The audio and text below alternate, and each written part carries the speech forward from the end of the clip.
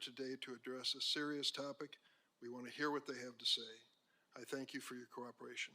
Could all of the witnesses please stand to be sworn in?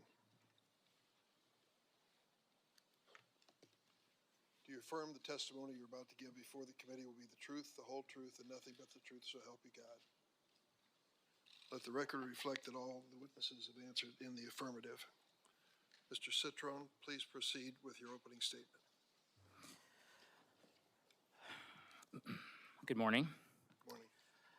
My name is Jason Citron, and I am the co-founder and CEO of Discord. We are an American company with about 800 employees living and working in 33 states. Today, Discord has grown to more than 150 million monthly active users.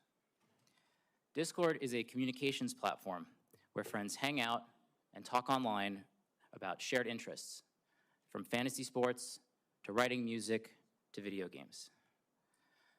I've been playing video games since I was 5 years old, and as a kid, it's how I had fun and found friendship. Many of my fondest memories are of playing video games with friends. We built Discord so that anyone could build friendships playing video games, from Minecraft to Wordle and everything in between. Games have always brought us together, and Discord makes that happen today. Discord is one of the many services that have revolutionized how we communicate with each other in the different moments of our lives. iMessage, Zoom, Gmail, and on and on. They enrich our lives, create communities, accelerate commerce, healthcare, and education.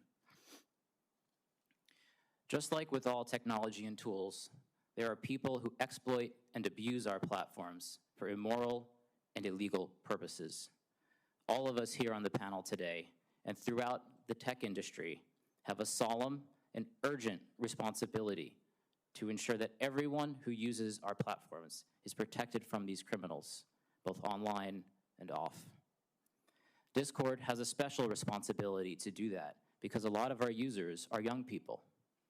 More than 60% of our active users are between the ages of 13 and 24. It's why safety is built into everything we do. It's essential to our mission and our business. And most of all, this is deeply personal. I'm a dad with 2 kids. I want Discord to be a product that they use and love, and I want them to be safe on Discord. I want them to be proud of me for helping to bring this product to the world. That's why I am pleased to be here today to discuss the important topic of the online safety of minors. My written testimony provides a comprehensive overview of our safety programs. Here are a few examples of how we protect and empower young people. First, we've put our money into safety. The tech sector has a reputation of larger companies buying smaller ones to increase user numbers and boost financial results. But the largest acquisition we've ever made at Discord was a company called Centropy. It didn't help us expand our market share or improve our bottom line. In fact, because it uses AI to help us identify, ban, and report criminals and bad behavior, it has actually lowered our user count by getting rid of bad actors. Second, you've heard of end-to-end encryption that blocks anyone, including the platform itself, from seeing users' communications. It's a feature on dozens of platforms, but not on Discord. That's a choice we've made.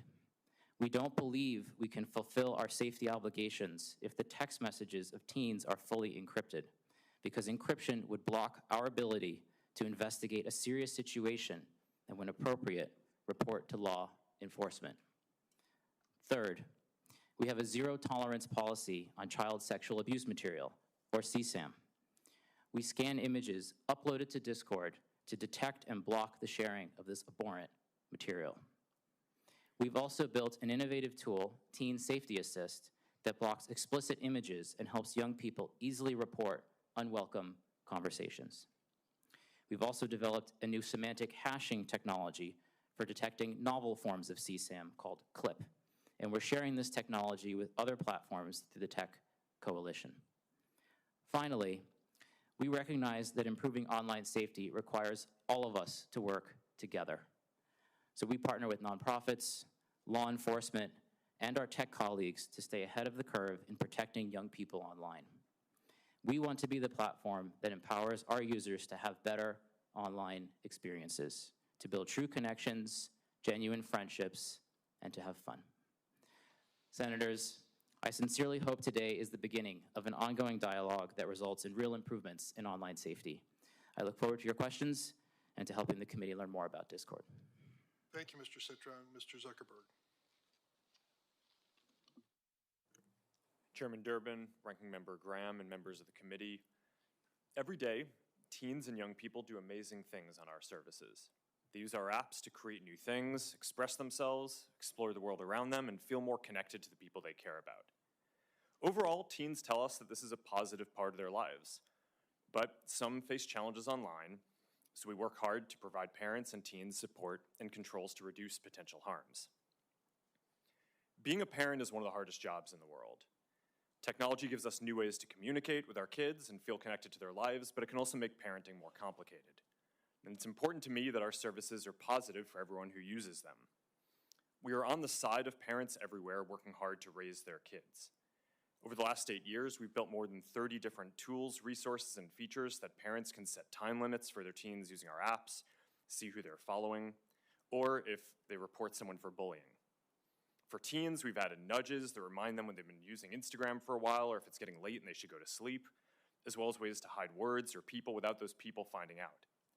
We put special restrictions on teen accounts on Instagram. By default, accounts for under 16s are set to private, have the most restrictive content settings, and can't be messaged by adults that they don't follow or people they aren't connected to. With so much of our lives spent on mobile devices and social media, it's important to look into the effects on teen mental health and well-being. I take this very seriously. Mental health is a complex issue, and the existing body of scientific work has not shown a causal link between using social media and young people having worse mental health outcomes. A recent National Academies of Science report evaluated over 300 studies and found that research, quote, did not support the conclusion that social media causes changes in adolescent mental health at the population level, end quote.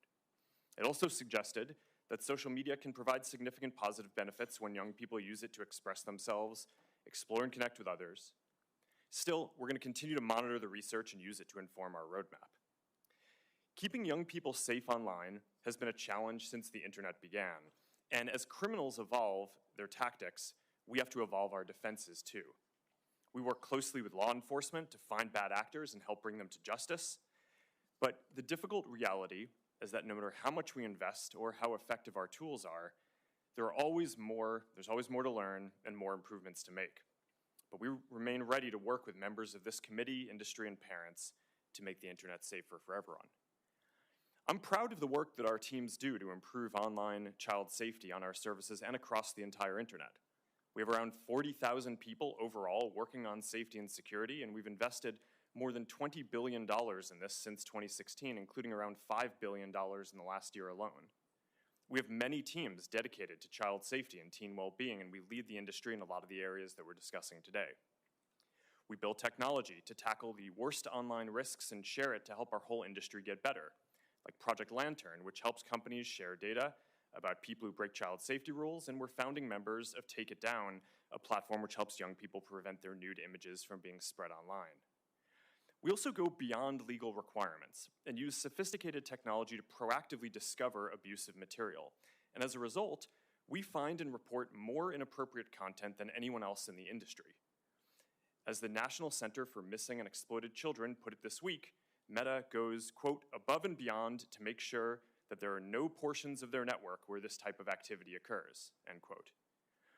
I hope we can have a substantive discussion today that drives improvements across the industry, including legislation that delivers what parents say they want, a clear system for age verification and control over what apps their kids are using. 3 out of 4 parents want App Store age verification, and 4 out of 5 want parental approval of whenever teens download apps. We support this. Parents should have the final say on what apps are appropriate for their children and shouldn't have to upload their ID every time. That's what app stores are for. We also support setting industry standards on age-appropriate content and limiting signals for advertising to teens to age and location and not behavior. At the end of the day, we want everyone who uses our services to have safe and positive experiences. Before I wrap up, I want to recognize the families who are here today who have lost a loved one or lived through some terrible things that no family should have to endure. These issues are important for every parent and every platform. I'm committed to continuing to work in these areas, and I hope we can make progress today. Thank you, Mr. Spiegel.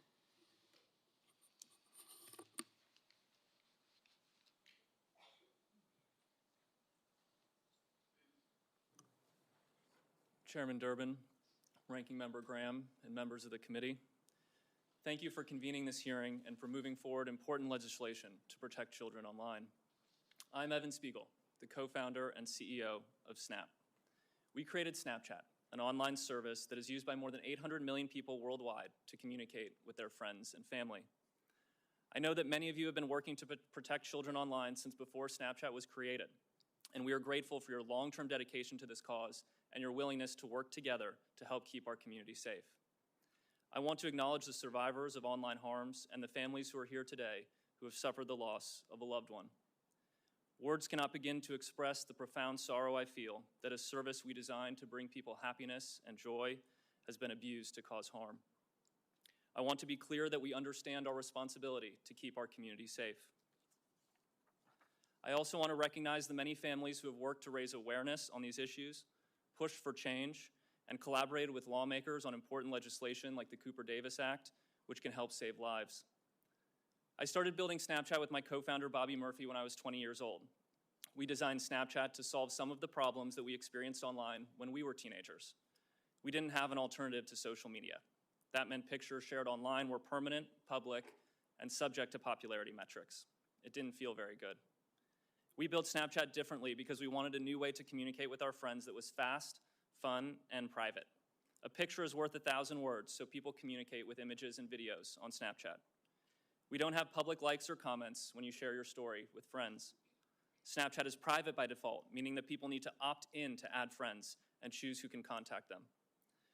When we built Snapchat, we chose to have the images and videos sent through our service delete by default. Unlike prior generations who've enjoyed the privacy afforded by phone calls, which aren't recorded, our generation has benefited from the ability to share moments through Snapchat that may not be picture perfect, but instead convey emotion without permanence. Even though Snapchat messages are deleted by default, we let everyone know that images and videos can be saved by the recipient. When we take action on illegal or potentially harmful content, we also retain the evidence for an extended period, which allows us to support law enforcement and hold criminals accountable. To help prevent the spread of harmful content on Snapchat, we approve the content that is recommended on our service using a combination of automated processes and human review. We apply our content rules consistently and fairly across all accounts. We run samples of our enforcement actions through quality assurance to verify that we're getting it right. We also proactively scan for known child sexual abuse material, drug-related content, and other types of harmful content, remove that content, deactivate and device block offending accounts, preserve the evidence for law enforcement, and report certain content to the relevant authorities for further action. Last year, we made 690,000 reports to the National Center for Missing and Exploited Children, leading to more than 1,000 arrests. We also removed 2.2 million pieces of drug-related content and blocked 705,000 associated accounts. Even with our strict privacy settings, content moderation efforts, proactive detection, and law enforcement collaboration, bad things can still happen when people use online services. That's why we believe that people under the age of 13 are not ready to communicate on Snapchat. We strongly encourage parents to use the device-level parental controls on iPhone and Android. We use them in our own household, and my wife approves every app that our 13-year-old downloads. For parents who want more visibility and control, we built Family Center in Snapchat, where you can view who your teen is talking to, review privacy settings, and set content limits. We have worked for years with members of the committee on legislation like the Kids Online Safety Act and the Cooper-Davis Act, which we are proud to support. I want to encourage broader industry support for legislation protecting children online. No legislation is perfect, but some rules of the road are better than none. Much of the work that we do to protect people that use our service would not be possible without the support of our partners across the industry, government, nonprofit organizations, NGOs, and in particular law enforcement and the first responders who have committed their lives to helping keep people safe. I am profoundly grateful for the extraordinary efforts across our country and around the world to prevent criminals from using online services to perpetrate their crimes. I feel an overwhelming sense of gratitude for the opportunities that this country has afforded me and my family. I feel a deep obligation to give back and to make a positive difference, and I am grateful to be here today as part of this vitally important democratic process. Members of the committee, I give you my commitment that we will be part of the solution for online safety. We will be honest about our shortcomings, and we will work continuously to improve. Thank you, and I look forward to answering your questions. Thank you, Mr. Spiegel. Mr. Chu. Chair Durbin, Ranking Member Graham, and members of the committee, I appreciate the opportunity to appear before you today. My name is Shou Chu, and I'm the CEO of TikTok, an online community of more than 1 billion people worldwide, including well over 170 million Americans who use our app every month to create, to share, and to discover. Now, although the average age on TikTok in the US is over 30, we recognize that special safeguards are required to protect minors, and especially when it comes to combating all forms of CSAM. As a father of 3 young children myself, I know that the issues that we're discussing today are horrific and the nightmare of every parent.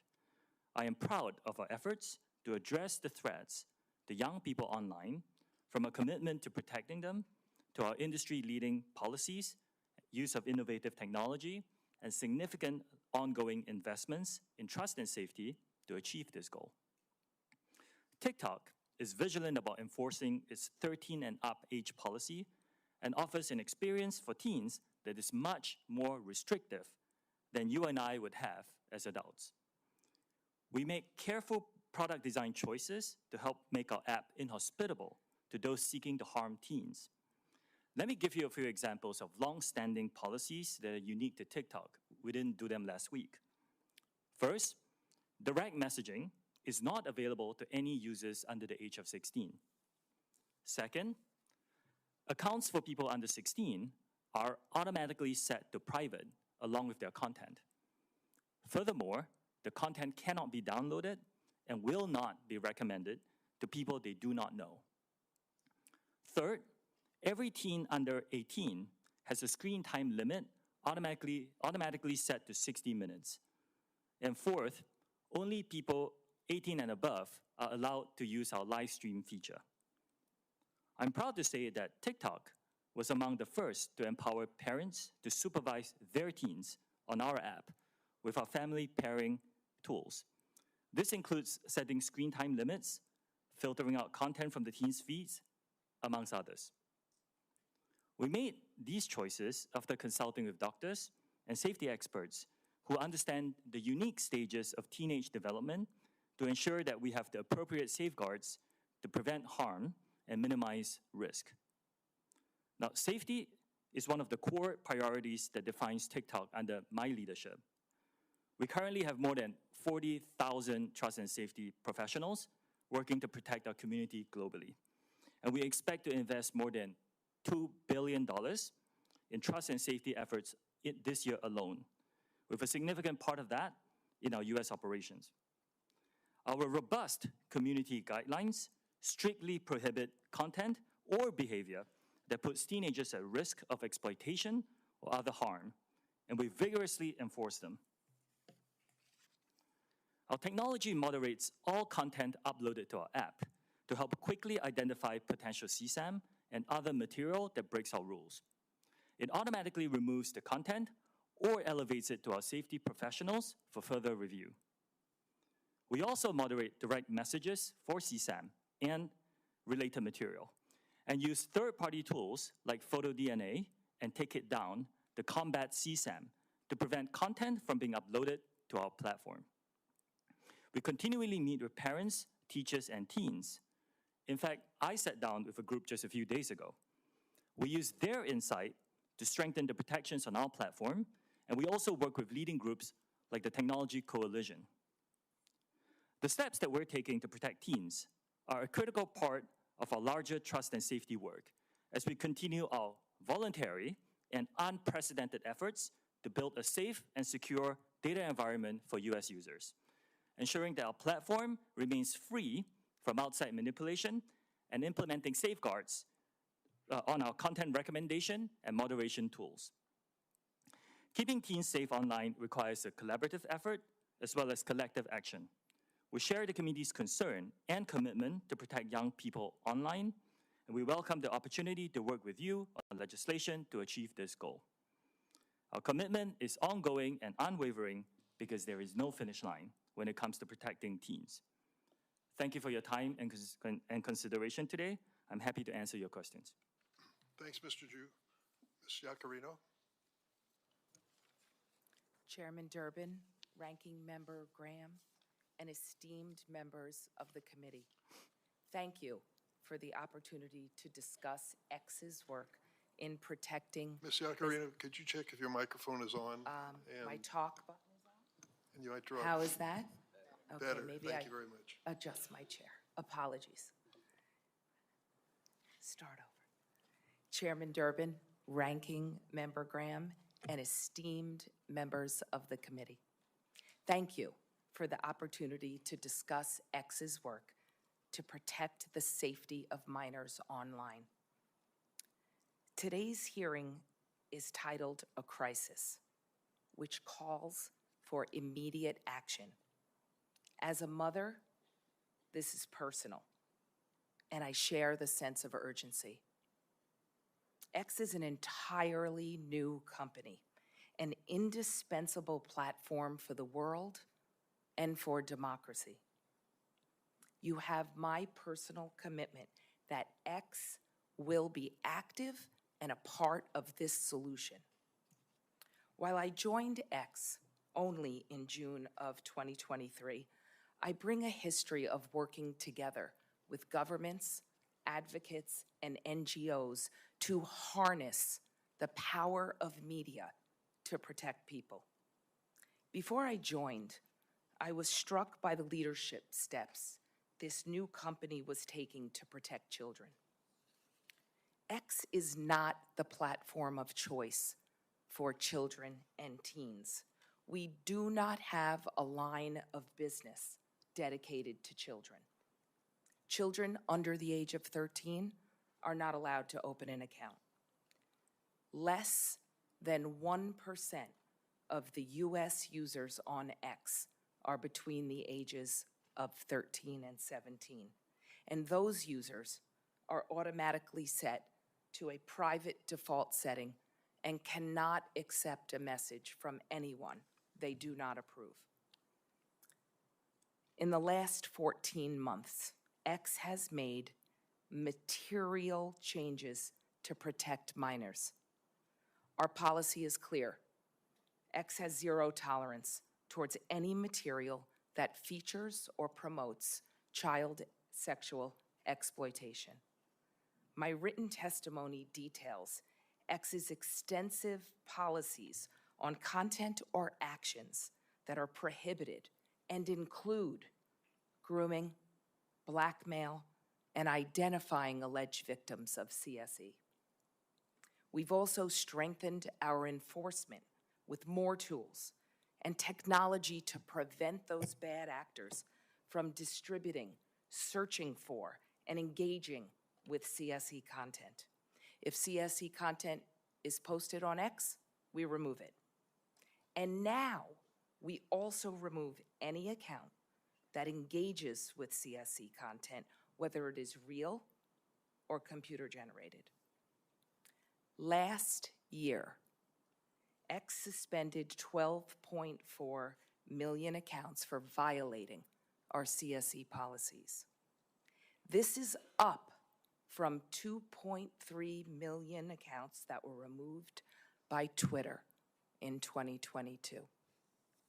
In 2023, 850,000 reports were sent to NCMEC, including our first ever auto-generated report. This is 8 times more than was reported by Twitter in 2022. We've changed our priorities. We've restructured our trust and safety teams to remain strong and agile.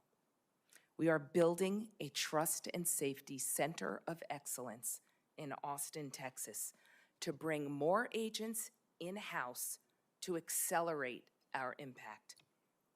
We're applying to the Technology Coalition's Project Lantern to make further industry-wide progress and impact. We've also opened up our algorithms for increased transparency. We want America to lead in this solution. X commends the Senate for passing the REPORT Act, and we support the SHIELD Act.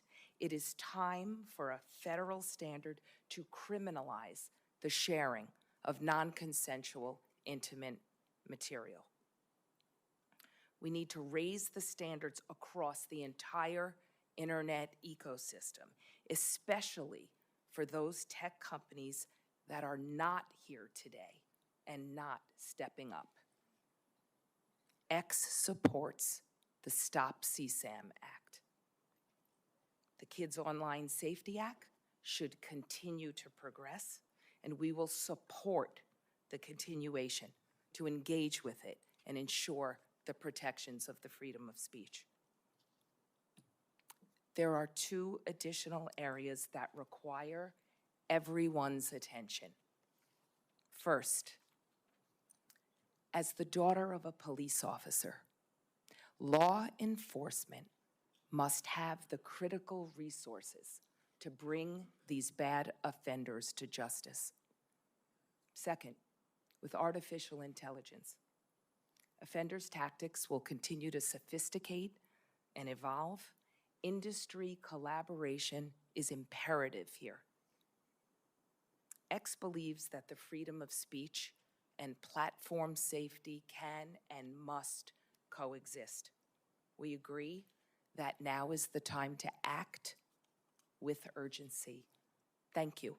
I look forward to answering your questions. Thank you very much, Ms. Iaccarino. Now we'll go into rounds of questions, 7 minutes each for the members as well. I would like to make note of your testimony, Ms. Iaccarino. I believe you are the first social media company to publicly endorse the CSAM Act. It is our honor, Chairman. That is progress, my friends. Thank you for doing that. I'm still going to be asking some probing questions, but let me get down to the bottom line here. I'm going to focus on my legislation on CSAM. What it says is civil liability if you intentionally or knowingly host or store child sexual abuse materials or make child sex abuse materials available. Secondly, intentionally or knowingly promote or aid and abet a violation of child sexual exploitation laws. Is there anyone here who believes you should not be held civilly liable for that type of conduct? Mr. Citron? Good morning, Chair. We very much believe that this content is disgusting and that there are many things about the Stop CSAM bill that I think are very encouraging, and we very much support adding more resources for the cyber tip line and modernizing that along with giving more resources to NECMEC.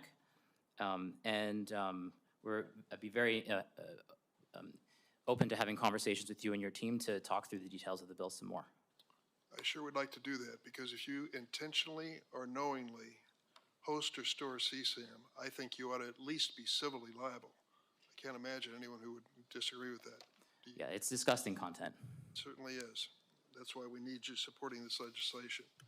Mr. Spiegel, I want to tell you, I listened closely to your testimony here, and it's never been a secret that Snapchat is used to send sexually explicit images. In 2013, early in your company's history, you admitted this in an interview. Do you remember that interview? Senator, I don't recall the specific interview. You said that when you were first trying to get people on the app, you would, quote, go up to the people and be like, hey, you should try this application. You can send disappearing photos. And they would say, oh, for sexting? Do you remember that interview? Senator, when we first created the application, it was actually called Pickaboo, and the idea was around disappearing images.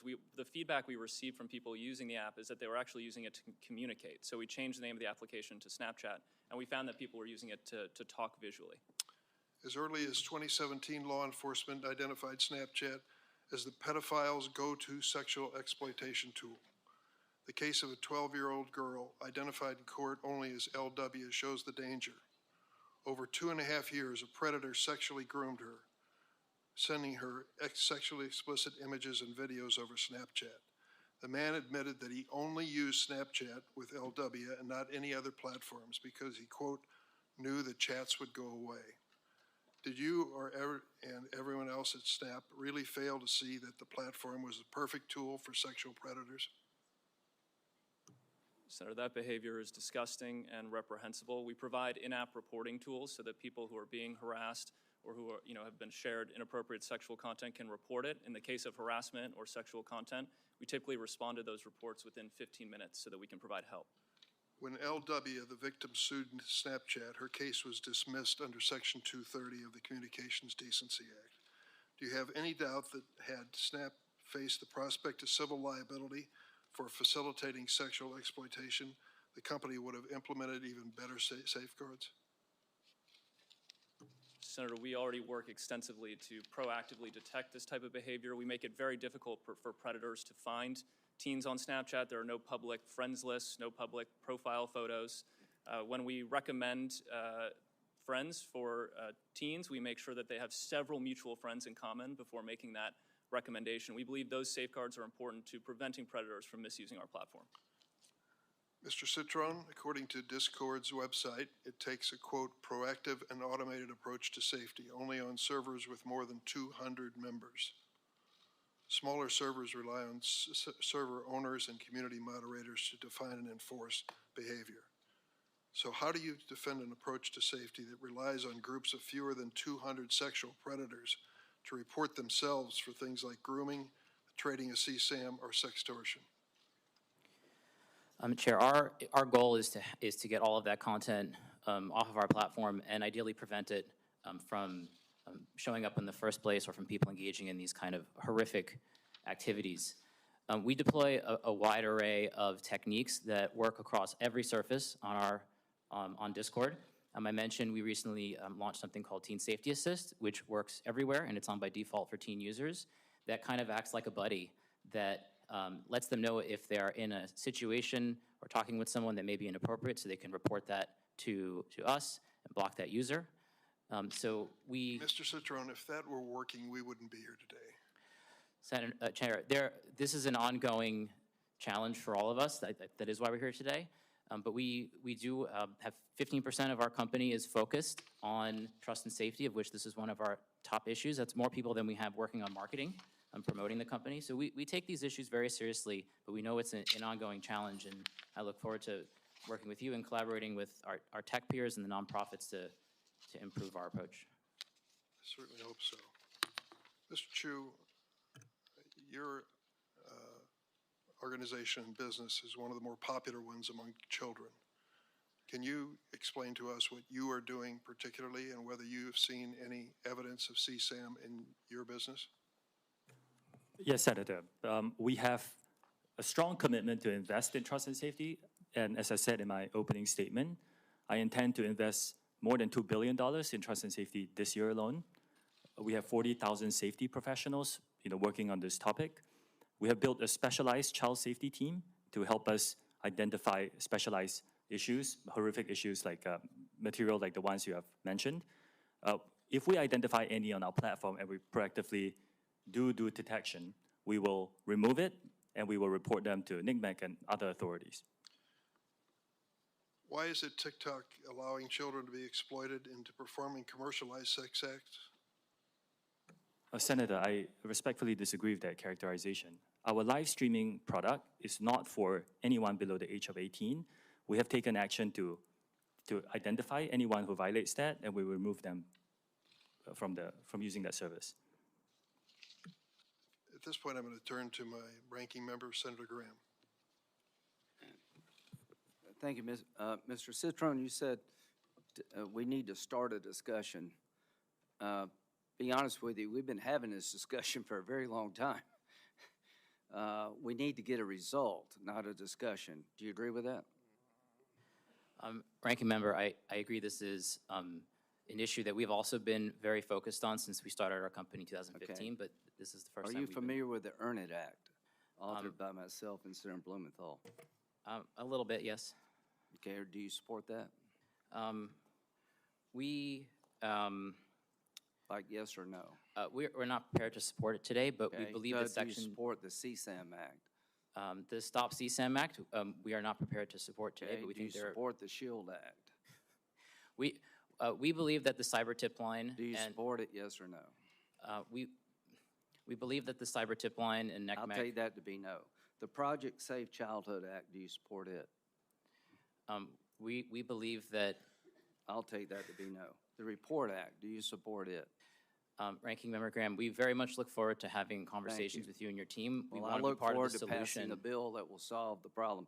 Do you support removing Section 230 liability protections for social media companies? I believe that Section 230 needs to be updated. It's a very old law. Do you support repealing it so people can sue if they believe they're harmed? I think that Section 230, as written, while it has many downsides, thank has you, enabled thank- innovation on the thank- internet, which I think has largely been. Thank you very much. So here you are. You got, if you're waiting on these guys to solve the problem, we're going to die waiting. Mr. Zuckerberg,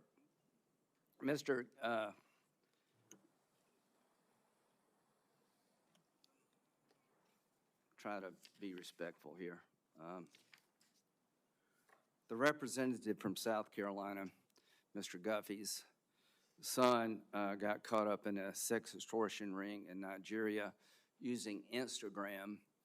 He was shaken down, paid money. That wasn't enough, and he killed himself using Instagram. What would you like to say to him? Well, it's terrible. I mean, no one should have to go through something like that. Do you think he should be allowed to sue you? I think that they can sue us. Well, I think he should, and he can't. So the bottom line here, folks, is that this committee is done with talking. We passed 5 bills unanimously that in their different ways, and look at who did this. Graham Blumenthal, Durbin Hawley, Klobuchar Cornyn, Cornyn Klobuchar, Blackburn and Ossoff. I mean, we've found common ground here that just is astonishing. And we've had hearing after hearing, Mr. Chairman, and the bottom line is I've come to conclude, gentlemen, that you're not going to support any of this. Linda, how you say your last name? Yacarino. Do you support the Earn It Act? We strongly support the collaboration to raise industry practices to Do you support the Earn prevent It Act? CSAM. Do you support the Earn It? In English, do you support the Earn It Act? Yes or no?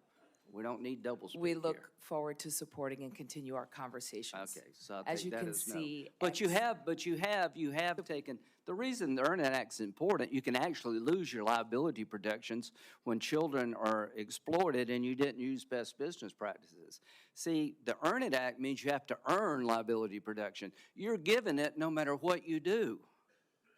So to the members of this committee, it is now time to make sure that the people who are holding up the signs can sue on behalf of their loved ones. Nothing will change until the courtroom door is open to victims of social media. $2 billion, Mr. Chu. How much, what percentage is that of what you made last year? Senator, it's a significant and increasing investment. As a I mean, private like, company, we're not You sharing pay our taxes. financials. I mean, 2% is what percent of your revenue? Senator, we're not ready to share our financials in public. Well, I just think $2 billion sounds a lot unless you make $100 billion. So the point is, you know, when you tell us you're going to spend $2 billion, great, but how much do you make? you know, it's all about eyeballs. Well, our goal is to get eyeballs on you. And it's just not about children. I mean, the damage being done. Do you realize, Mr. Chu, that your TikTok representative in Israel resigned yesterday? Yes, I am aware. Okay, and he said, I resigned from TikTok. We're living in a time in which our existence as Jews in Israel, and Israel is under attack and in danger.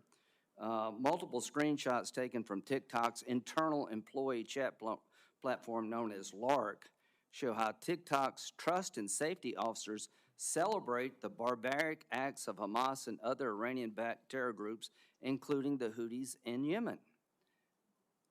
Senator, I need to make it very clear that pro-Hamas content and hate speech is not allowed on our platform or within our company. Why did he resign? Why did he quit? Senator, we also do not allow any hateful behavior at work. Do you know why he quit? We do not allow this. We will investigate such My question claims. is, he quit. I'm sure he had a good job. He gave up a good job because he thinks your platform is being used to help people who want to destroy the Jewish state. And I'm not saying you want that.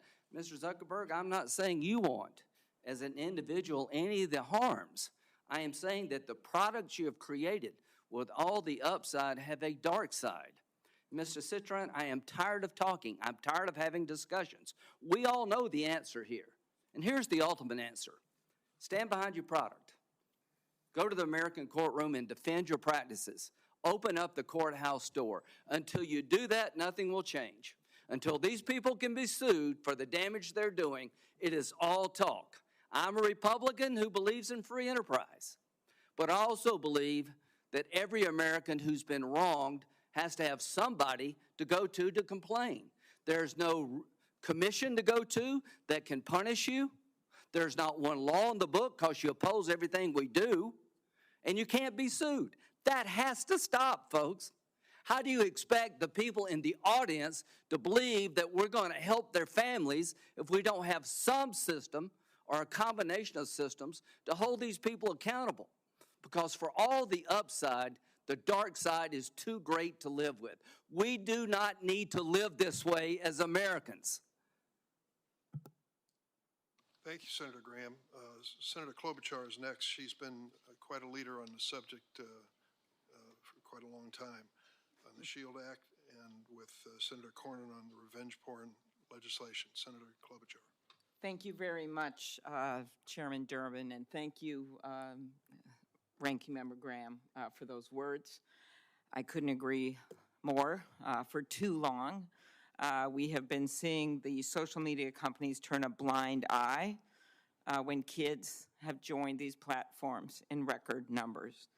They have used algorithms that push harmful content because that content got popular.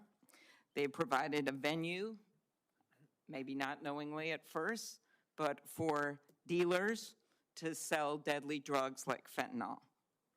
Our own head of our Drug Enforcement Administration has said they basically been captured by the cartels in Mexico and in China. So I strongly support, first of all, the Stop CSAM bill. I agree with Senator Graham that nothing is going to change unless we open up the courtroom doors. I think the time for all of this immunity is done because I think money talks even stronger than we talk up here. 2 of the 5 bills, as noted, are my bills with Senator Cornyn. One has actually passed through the Senate, but is waiting action in the House. But the other one is the SHIELD Act, and I do appreciate the support of that bill. This is about revenge porn. The FBI director testified before this committee. There's been over 20 suicides of kids attributed to online revenge porn in just the last year. But for those parents out there and those families, this is for them about their own child, but it's also about making sure this doesn't happen to other children. I know because I've talked to these parents. Parents like Bridget Noring from Hastings, Minnesota, who is out there today. Bridget lost her teenage son after he took a fentanyl lace pill that he purchased on the internet. Amy Neville is also here. Platform got the pill. Amy Neville is also here. Her son, Alexander, was only 14 when he died after taking a pill he didn't know was actually fentanyl. We're starting a law enforcement campaign, One Pill Kills in Minnesota, going to the schools with the sheriffs and law enforcement. But the way to stop it is, yes, at the border and at the points of entry, but we know that 30%, some of the people that are getting the fentanyl are getting it off the platforms. Meanwhile, social media platforms generated $11 billion in revenue in 2022 from advertising directed at children and teenagers, including nearly $2 billion in ad profits derived from users age 12 and under. When a Boeing plane lost a door in mid-flight several weeks ago, nobody questioned the decision to ground a fleet of over 700 planes. So why aren't we taking the same type of decisive action on the danger of these platforms when we know these kids are dying? We have bills that have passed through this incredibly diverse committee when it comes to our political views, that have passed through this committee, and they should go to the floor.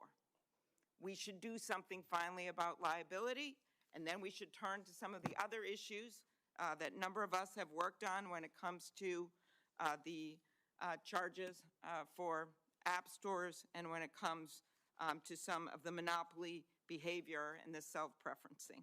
But I'm going to stick with this today. Facts. 1/3 of fentanyl cases investigated over 5 months had direct ties to social media. That's from the DEA.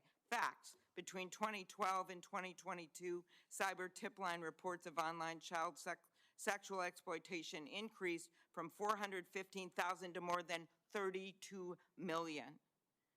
And as I noted, at least 20 victims committed suicide in sextortion cases. So I'm going to start with that, with you, Mr. Citron. My bill with Senator Cornyn, the SHIELD Act, includes a threat provision that would help protection and accountability for those that are threatened by these predators. Young kids get a picture, send it in, think they got a new girlfriend or a new boyfriend, ruins their life, or they think it's going to be ruined, and they kill themselves. So could you tell me why you're not supporting the SHIELD Act? Senator, we think it's very important that teens have a safe experience on our platforms. I think that the portion to strengthen law enforcement's ability to investigate crimes against children and hold bad actors accountable is So are you incredible. holding open that you may support it? We very much would like to have conversations with you. We're open to discussing further. We do welcome legislation and regulation. This is a very important issue for our country, and we've been prioritizing Okay, safety for thank teens. you. I'm much more interested in if you support it, because there's been so much talk at these hearings and popcorn throwing and the like, and I just want to get this stuff done. I'm so tired of this. It's been 28 years, since the internet. We haven't passed any of these bills because everyone's double talk. It's time to actually pass them. And the reason they haven't passed is because of the power of your company. So let's be really, really clear about that. So what you say matters. Your words matter.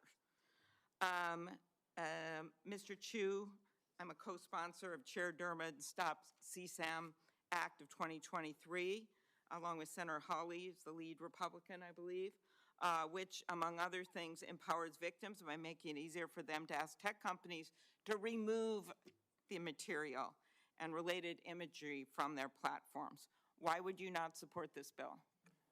Senator, we largely support it. I think the spirit of it is very aligned with what we want to do. There are questions about implementation that I think companies like us and some other groups have, and we look forward to asking those. And of course, if this legislation is law, we will comply. Mr. Spiegel, I know we talked ahead of time. I do appreciate your company's support for the Cooper Davis Act, which will finally, it's a bill with Senator Shaheen and Marshall, which will allow law enforcement to do more when it comes to fentanyl. I think you know what a problem this is. Devin Noring, teenager from Hastings, I mentioned his mom here, suffered dental pain and migraines, so he bought what he thought was a Percocet over Snap, but instead he bought a counterfeit drug laced with a lethal dose of fentanyl.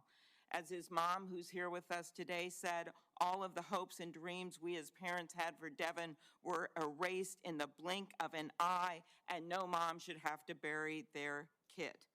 Talk about why you support the Cooper Davis Act. Senator, thank you. We strongly support the Cooper Davis Act, and we believe it will help DA go after the cartels and get more dealers off the streets to save more lives. Okay, are there others that support that bill on this? No, okay. Mr. Zuckerberg, in 2021, the Wall Street Journal reported on internal Meta research documents asking, why do we care about tweens? These were internal documents, I'm quoting the documents, and answering its own question by citing Meta internal emails. They are a valuable but untapped audience. At a commerce hearing, I'm also on that committee, I asked Meta's head of global safety why children aged 10 to 12 are so valuable to Meta. She responded, we do not knowingly attempt to recruit people who aren't old enough to use our apps. Well, when the 42 state attorneys general, Democrat and Republican, brought their case, they said this statement was inaccurate. Few examples. In 2021, she received an email, Ms. Davis, from Instagram's research director saying that Instagram is investing in experiencing targeting young age roughly 10 to 12. In a February 2021 instant message, one of your employees wrote that Meta is working to recruit Gen Alpha before they reach teenage years. A 2018 email that circulated inside Meta says that you were briefed that children under 13 will be critical for increasing the rate of acquisition when users turn 13. Explain that with what I heard at that testimony at the Commerce hearing, that they weren't being targeted. And I just ask again, as the other witnesses were asked, why your company does not support the Stop CSAM Act or the SHIELD Act. Sure, Senator, I'm happy to talk to both of those.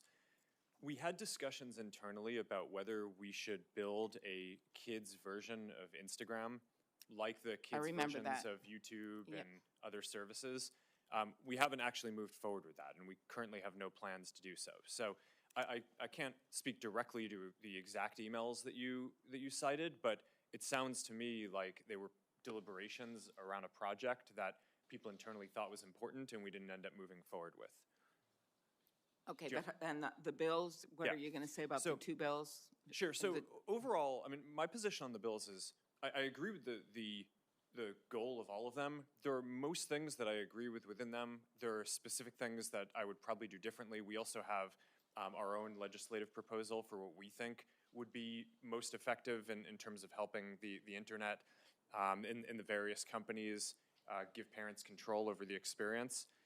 So I'm happy to go into the detail on any one of them, but ultimately, I mean, I think that this is... Again, well, I think these parents will tell you that this stuff hasn't worked to just give parents control. They don't know what to do. It's very, very hard, and that's why we are coming up with other solutions that we think are much more helpful to law enforcement, but also this idea of finally getting something going on liability. Because I just believe with all the resources you have, that you actually would be able to do more than you're doing, or these parents would be sitting behind you right now in this Senate hearing room. Thank you, Senator Klobuchar. Can I speak to that? Or do you want me to come back later? Yeah. Please, go ahead. I don't think that parents should have to upload an ID or prove that they're the parent of a child in every single app that their children use. I think the right place to do this, and a place where it would be actually very easy for it to work, is within the app stores themselves, where my understanding is Apple and Google already, or at least Apple, already requires parental consent when a child does a payment with an app. So it should be pretty trivial to pass a law that requires them to make it so that parents have control anytime a child downloads an app and offers consent of that. And the research that we've done shows that the vast majority of parents want that. And I think that that's the type of legislation, in addition to some of the other ideas that you all have, that would make this a lot easier for parents. Just to be clear, I remember one mom telling me, with all these things she could maybe do that she can't figure out, it's like a faucet overflowing in a sink, and she's out there with a mop while her kids are getting addicted to more and more different apps and being exposed to material. we've got to make this simpler for parents so they can protect their kids, and I just don't think this is going to be the way to do it. I think the answer is what Senator Graham has been talking about, which is opening up the halls of the courtroom so that puts it on you guys to protect these parents and protect these kids, and then also to pass some of these laws that makes it easier for law enforcement. Thank you, Senator Klobuchar. We're going to try to stick to the 7-minute rule. Didn't work very well, but I'll try to give additional time on the other side as well. Senator Cornyn? There's no question that your platforms are very popular, but we know that while here in the United States we have an open society and free exchange of information, that there are authoritarian governments, there are criminals who will use your platforms for the sale of drugs, for sex, for extortion, and the like. And Mr. Chu, I think your company is unique among the ones represented here today because of its ownership by ByteDance, a Chinese company. And I know there have been some steps that you've taken to wall off the data collected here in the United States. But the fact of the matter is that under Chinese law and Chinese national intelligence laws, all information accumulated by companies in the People's Republic of China are required to be shared with the Chinese intelligence services. ByteDance, the initial release of TikTok, I understand, was 2016. These efforts that you made with Oracle under the so-called Project Texas to wall off the U.S. data was in 2021 and apparently allegedly fully walled off in March of 23. What happened to all of the data that TikTok collected before that? Senator, thank you. From American users. Understand. TikTok is owned by ByteDance, which is majority owned by global investors, and we have 3 Americans on the board out of 5. You are right in pointing out that over the last 3 years, we have spent billions of dollars building out Project Texas, which is a plan that is unprecedented in our industry to firewall off protected U.S. data from the rest of our staff. And I'm asking about all of the data that you collected prior to that event. Yes, Senator. We have started a data deletion plan. I talked about this a year ago. We have finished the first phase of data deletion through our data centers outside of the Oracle Cloud infrastructure. And we're beginning phase 2, where we will not only delete from the data centers, we will hire a third party to verify that work. And then we will go into, for example, employees' working laptops to delete that as well. Was all of the data collected by TikTok prior to Project Texas shared with the Chinese government pursuant to the national intelligence laws of that country? Senator, we have not been asked for any data by the Chinese government, and we have never provided it.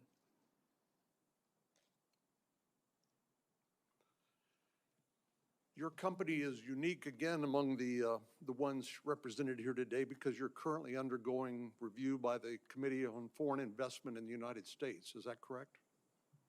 Senator, yes, there are ongoing discussions, and a lot of our Project Texas work is informed by the discussions with many agencies under the CFIUS umbrella. Well, CFIUS is designed specifically to review foreign investments in the United States for national security risks, correct? Yes, I believe so. And your company is currently being reviewed by this interagency committee at the Treasury Department for potential national security risks. Senator, this review is on a acquisition of Musical.ly, which is an acquisition that was done many years ago. I mean, is this a casual conversation, or are you actually providing information to the Treasury Department about how your platform operates for evaluating a potential national security risk? Senator, it's been many years across 2 administrations and a lot of discussions around how our plans are, how our systems work. We have a lot of robust discussions about a lot of detail. 63% of teens, I understand, use TikTok. Does that sound about right? Senator, I cannot verify that. we know we are popular amongst many age groups. The average age in the US today for our user base is over 30, but we're aware we are popular. And you reside in Singapore with your family, correct? Yes, I reside in Singapore and I work here in the United States as well. And do your children have access to TikTok in Singapore? Senator, if they lived in the United States, I would give them access to our under 13 experience. My children are below the age of 13. My question is, in Singapore, do they have access to TikTok, or is that restricted by domestic law? We do not have an under 13 experience in Singapore. We have that in the United States. Because we were deemed a mixed audience app, and we created under 13 experience in response to that. A Wall Street Journal article published yesterday directly contradicts what your company has stated publicly. According to the journal, employees under the Project Texas say that U.S. user data, including user emails, birth date, IP addresses, continue to be shared with ByteDance staff, again, owned by a Chinese company. Do you dispute that? Yes, Senator. There are many things about that article. They are inaccurate. Where it gets right is that this is a voluntary project that we built. We spent billions of dollars. There are thousands of employees involved, and it's very difficult because it's unprecedented. Why is it important that the data collected from U.S. users be stored in the United States? Senator, this was a project we built in response to some of the concerns that were raised by members of this committee and others. And that was because of concerns that the data that was stored in China could be accessed by the Chinese Communist Party according to the national intelligence laws, correct? Senator, we are not the only company that does business, that has Chinese employees, for example. We're not even the only company in this room that hires Chinese nationals. But in order to address some of these concerns, we have moved the data into the Oracle Cloud infrastructure. We built a 2,000-person team to oversee the management of the data based here. We walled it off from the rest of the organization, and then we open it up to third parties like Oracle, and we will onboard others to give them third-party validation. This is unprecedented access.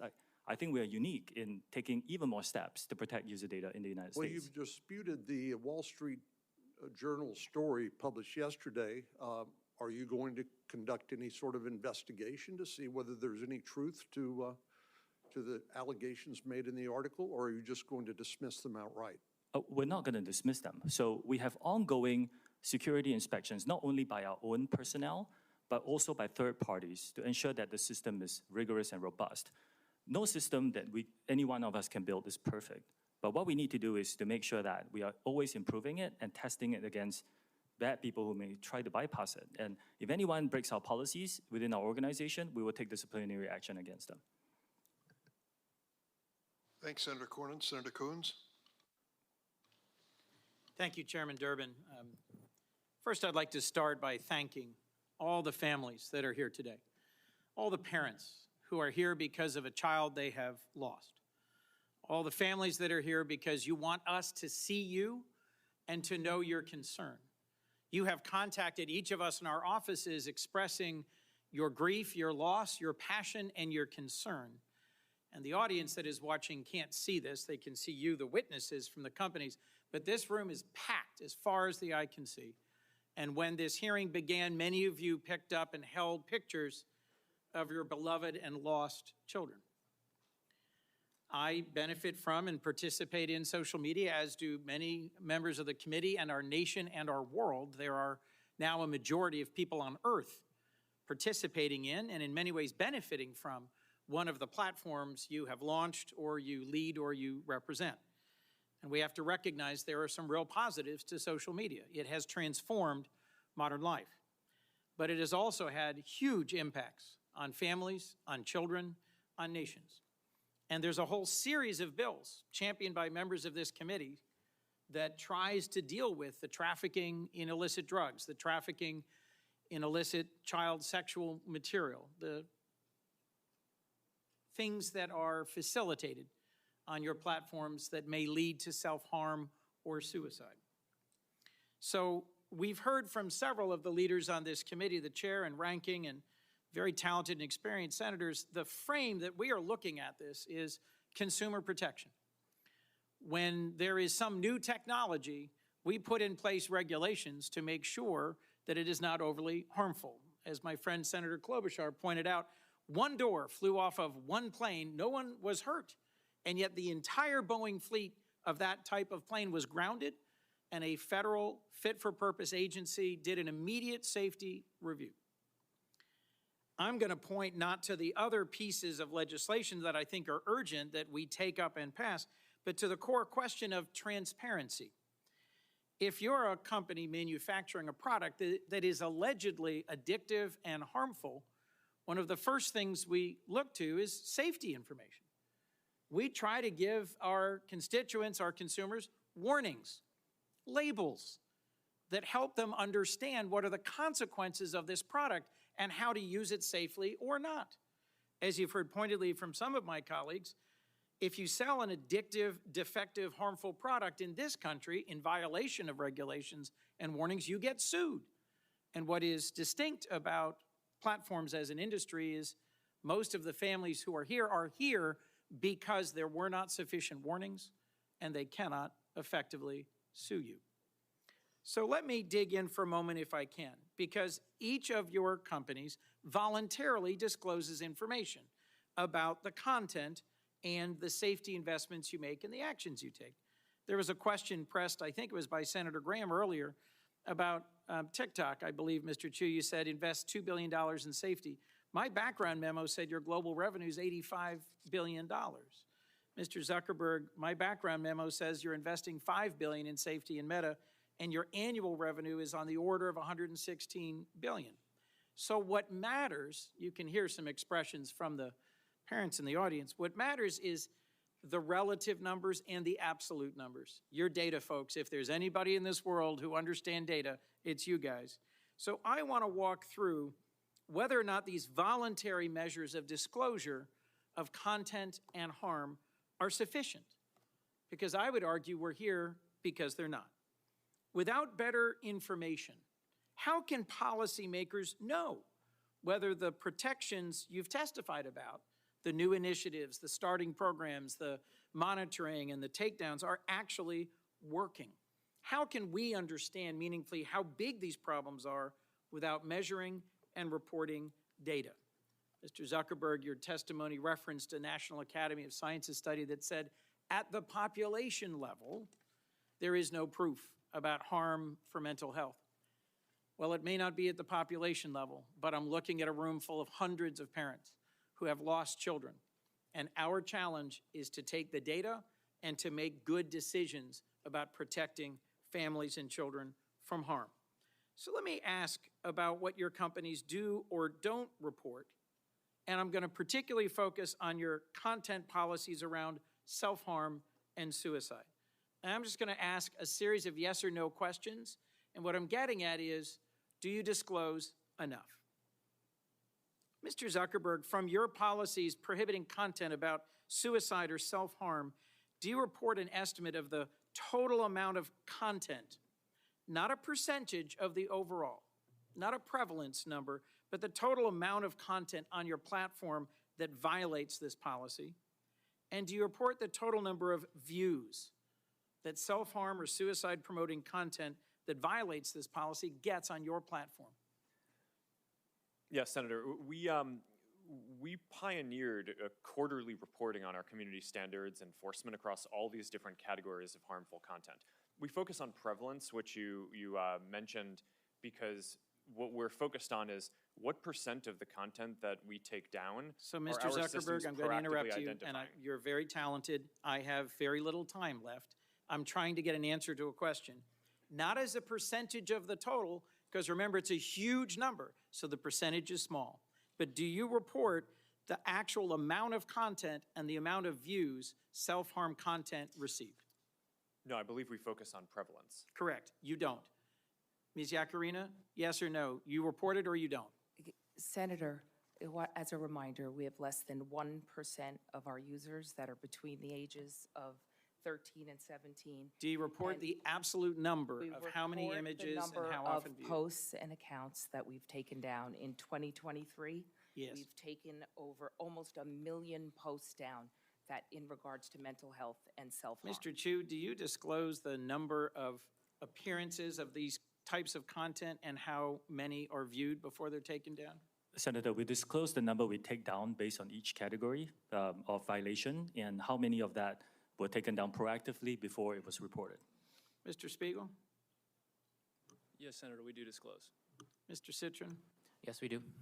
So I've got 3 more questions I'd love to walk through if I had unlimited time. I will submit them for the record.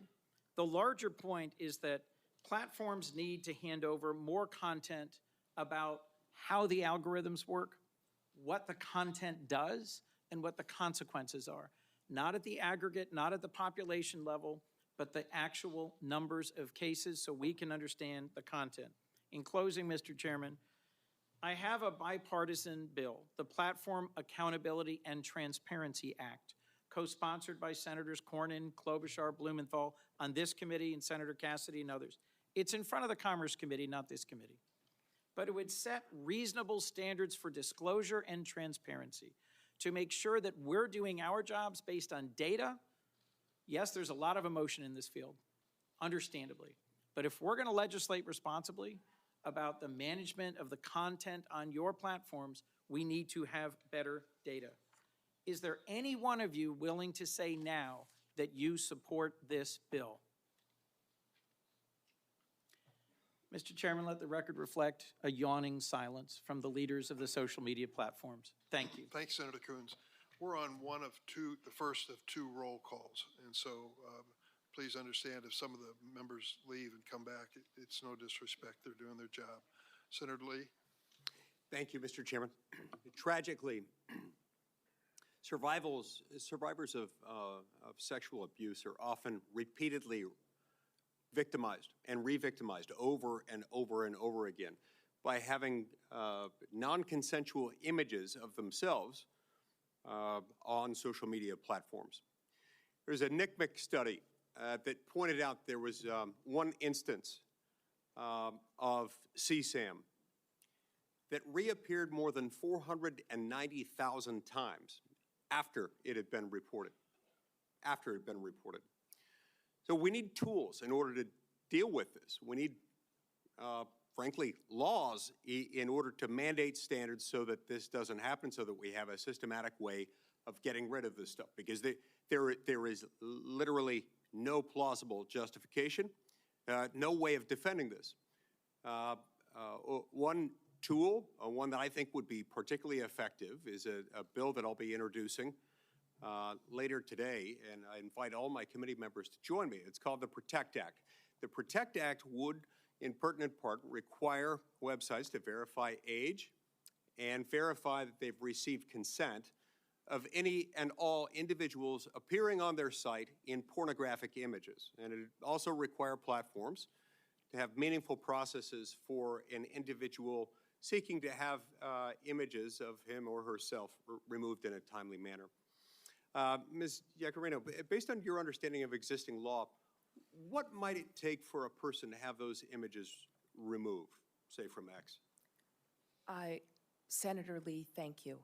It sounds like what you're going to introduce into law in terms of ecosystem-wide and user consent sounds exactly like part of the philosophy of why we're supporting the SHIELD Act, and no one should have to endure non-consensual images being shared online. Yeah, and without that, without laws in place, and it's fantastic anytime a company, as you've described with yours, wants to take those steps, it's very helpful. It can take a lot longer than it should, and sometimes it does, to the point where somebody had images shared 490,000 times after it was reported to the authorities, and that's deeply concerning. But yes, the PROTECT Act would work in tandem with. It's a good complement to the SHIELD Act. Mr. Zuckerberg, let's turn to you next. As you know, I feel strongly about privacy and believe that one of the best protections for an individual's privacy online involves end-to-end encryption. We also know that a great deal of grooming and sharing of CSAM happens to occur on end-to-end encrypted systems. Tell me, does Meta allow juvenile accounts on its platforms to use encrypted messaging services within those apps? Sorry, Senator, what do you mean juvenile? Underage, people under 18. Under 18. We allow people under the age of 18 to use WhatsApp, and we do allow that to be encrypted, yes. Do you have a bottom level age at which they're not allowed to use it? I Can a don't think child we of allow any people. age? I don't think we allow people under the age of 13. Okay. What about you, Mr. Citron? On Discord, do you allow kids to have accounts to access encrypted messaging? Discord is not allowed to be used by children under the age of 13, and we do not use end-to-end encryption for text messages. We believe that it's very important to be able to respond to well-formed law enforcement requests, and we're also working on proactively building technology. We're working with a nonprofit called Thorn to build a grooming classifier so that our Teen Safety Assist feature can actually identify these conversations if they might be happening, so we can intervene and give those teens tools to get out of that situation, or potentially even report those conversations and those people to law enforcement. And encryption, as much as it can prove useful elsewhere, it can be harmful, especially if you're on a site where you know children are being groomed and exploited. If you allow children onto an end-to-end encryption enabled app, that can prove problematic. Now, let's go back to you for a moment, Mr. Zuckerberg. Instagram recently announced that it's going to restrict all teenagers from access to eating disorder material, suicidal ideation themed material, self-harm content, and that's fantastic. That's great. What's odd, what I'm trying to understand is why it is that Instagram is only restricting, it's restricting access to sexually explicit content, but only for teens ages 13 to 15. Why not restrict it for 16 and 17-year-olds as well? Senator, my understanding is that we don't allow sexually explicit content on the service for people of any age. How is that going? You know, our prevalence metrics suggest that I think it's 99% or so of the content that we remove, we're able to identify automatically using AI systems. So I think that our efforts in this, while they're not perfect, I think are industry leading. The other thing that you asked about was self-harm content, which is what we recently restricted. And we made that shift. I think the state of the science is shifting a bit. Previously, we believed that when people were thinking about self-harm, it was important for them to be able to express that and get support. And now more of the thinking in the field is that it's just better to not show that content at all, which is why we recently moved to restrict that from showing up for those teens at all. Okay, is there a way for parents to make a request on what their kid can see or not see on your sites? There are a lot of parental controls. I'm not sure if I don't think that we currently have a control around topics, but we do allow parents to control the time that the children are on the site, and also a lot of it is based on kind of monitoring and understanding what the teen's experience is, what they're interacting with. Mr. Citron, Discord allows pornography on its site. Now, reportedly, 17% of minors who use Discord have had online sexual interactions on your platform, 17%, and 10% had those interactions with someone that the minor believed to be an adult. Do you restrict minors from accessing Discord servers that host pornographic material on them? Senator, yes, we do restrict minors from accessing content that is marked for adults. Discord also does not recommend content to people. Discord is a chat app. We do not have a feed or an algorithm that boosts content. So we allow adults to share content with other adults in adult-labeled spaces, and we do not allow teens to access that content. Okay. I see my time's expired. Thank you.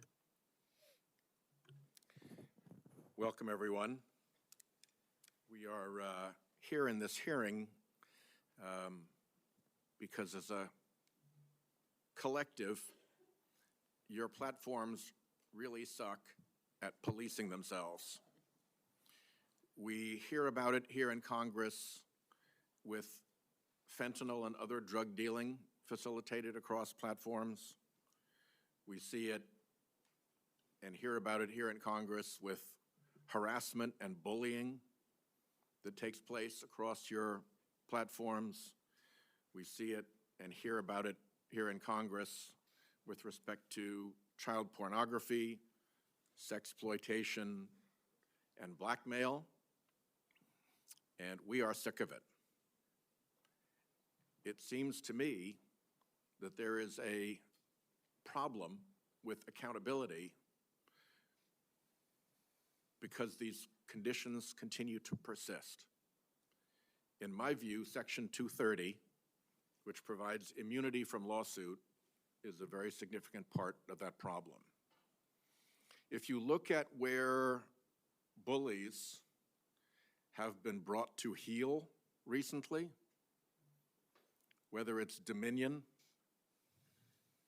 finally getting justice against Fox News after a long campaign to try to discredit the election equipment manufacturer, or whether it's the moms and dads of the Sandy Hook victims finally getting justice against InfoWars and its campaign of trying to get people to believe that the massacre of their children was a fake put on by them, or even now, more recently, with a writer getting a very significant judgment against Donald Trump after years of bullying and defamation.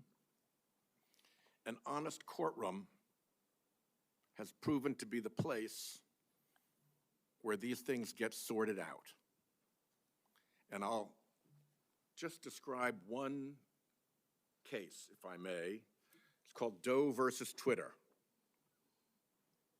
The plaintiff in that case was blackmailed in 2017 for sexually explicit photos and videos of himself, then aged 13 to 14.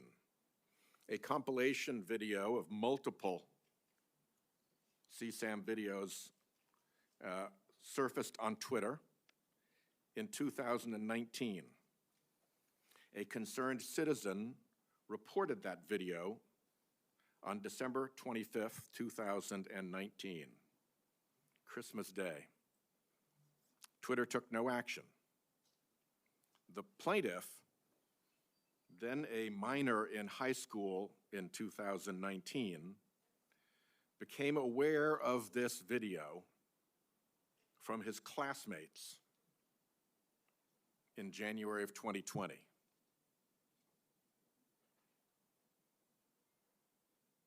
You're a high school kid, and suddenly there's that.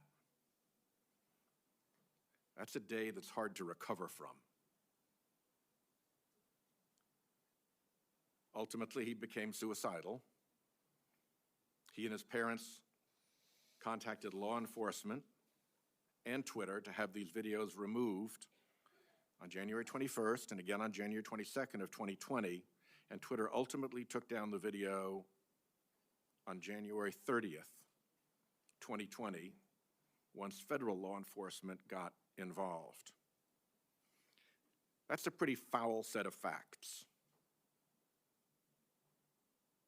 And when the family sued Twitter for all those months of refusing to take down the explicit video of this child, Twitter invoked Section 230. And the district court ruled that the claim was barred. There is nothing about that set of facts that tells me that Section 230 performed any public service in that regard. I would like to see very substantial adjustments to Section 230 so that the honest courtroom,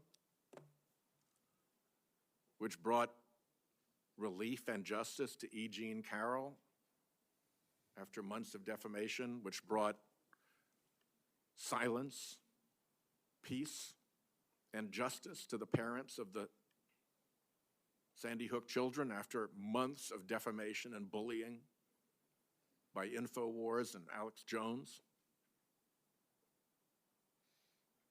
and which brought significant justice and an end to the campaign of defamation by Fox News to a little company that was busy just making election machines. So I would, my time is running out. I'll turn to, I guess Senator Cruz is next. But I would like to have each of your companies put in writing what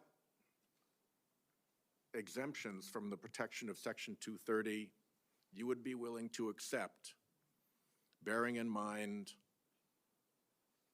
the fact situation in Doe versus Twitter, bearing in mind the enormous harm that was done to that young person and that family by the non-responsiveness of this enormous platform over months and months and months and months.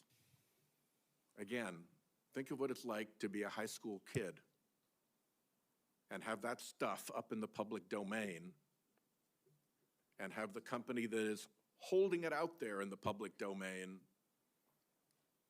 react so disinterestedly. Okay? Will you put that down in writing for me? 1, 2, 3, 4, 5 yeses. Done. Senator Cruz. Thank you, Mr. Chairman. Social media is a very powerful tool, but we're here because every parent I know, and I think every parent in America, is terrified about the garbage that is directed at our kids. I have 2 teenagers at home, and the phones they have are portals to predators, to viciousness, to bullying, to self-harm. And each of your companies could do a lot more to prevent it. Mr. Zuckerberg, in June of 2023, the Wall Street Journal reported that Instagram's recommendation systems were actively connecting pedophiles to accounts that were advertising the sale of child sexual abuse material. In many cases, those accounts appeared to be run by underage children themselves, often using code words and emojis to advertise illicit material. In other cases, the accounts included indicia that the victim was being sex trafficked. Now, I know that Instagram has a team that works to prevent the abuse and exploitation of children online. But what was particularly concerning about the Wall Street Journal expose was the degree to which Instagram's own algorithm was promoting the discoverability of victims for pedophiles seeking child abuse material. In other words, this material wasn't just living on the dark corners of Instagram. Instagram was helping pedophiles find it by promoting graphic hashtags, including hashtag pedwhore and hashtag preteen sex, to potential buyers. Instagram also displayed the following warning screen to individuals who were searching for child abuse material. These results may contain images of child sexual abuse. And then you gave users 2 choices. Get resources or see results anyway. Mr. Zuckerberg, what the hell were you thinking? All right, Senator. The basic science behind that is that when people are searching for something that is problematic, it's often helpful to rather than just blocking it to help direct them towards something that, that could be helpful for getting them to get help. In what, And we I also- understand get resources, in what sane universe is there a link for C results anyway? Well, because we might be wrong. We try to trigger this warning, or we tried to, when we think that there's any chance that the results Okay, you might be harmful. wrong. Let me ask you, how many times was this warning screen displayed? I don't know, but the You don't know. Why don't you know? I don't know the answer to that off the top of my head. But Well, you know what, Mr. Zuckerberg? It's interesting you say you don't know it off the top of your head, because I asked it in June of 2023 in an oversight letter, and your company refused to answer. Will you commit right now to within 5 days answering this question for this committee? we'll follow up on that. Is that a yes? Not a will follow up. I know how lawyers write statements saying we're not going to answer. Will you tell us how many times this warning screen was displayed? Yes or no? Senator, I'll personally look into it. I'm not sure if we have. Okay, so you're refusing to answer that. Let me ask you this. How many times did an Instagram user who got this warning that you're seeing images of child sexual abuse, how many times did that user click on see results anyway? I want to see that. Senator, I'm not sure if we stored that, but I'll personally look into this and we'll follow up after. And what follow-up did Instagram do when you have a potential pedophile clicking on, I'd like to see child porn? What did you do next when that happened? Senator, I think that an important piece of context here is that any context that we think is child sexual Mr. Zuckerberg, abuse, that's called a question. What did you do next when someone clicked, you may be getting child sexual abuse images, and they click see results anyway? What was your next step? You said you might be wrong. Did anyone examine, was it in fact child sexual abuse material? Did anyone report that user? Did anyone go and try to protect that child? What did you do next? Senator, we take down anything that we think is sexual abuse material on the service, and we do. Did anyone report verify whether it was in fact child sexual abuse material? Senator, I don't know if every single search result we're following up on, but Did you report the people who wanted it? Senator, do you want me to answer your question? Yeah, I want you to answer the question I'm asking. Did you report time to the speak then? people who click see results anyway? That's probably one of the factors that we use in reporting. And in general, and we've reported more people and done more reports like this to NCMEC, the National Center of Missing and Exploited Children, than any other company in the industry. We proactively go out of our way across our services to do this and have made, I think it's more than 26 million reports, which is more than the whole rest of the industry combined. So, Mr. I think that Zuckerberg, an Mr. allegation Zuckerberg, your that we don't take company this and every seriously- social media company needs to do much more to protect children. All right, Mr. Chu, in the next couple of minutes I have, I want to turn to you. You're familiar with China's 2017 National Intelligence Law, which states, quote, all organizations and citizens shall support, assist, and cooperate with national intelligence efforts in accordance with the law and shall protect national intelligence work secrets they are aware of. Yes, I'm familiar with this. TikTok is owned by ByteDance. Is ByteDance subject to the law?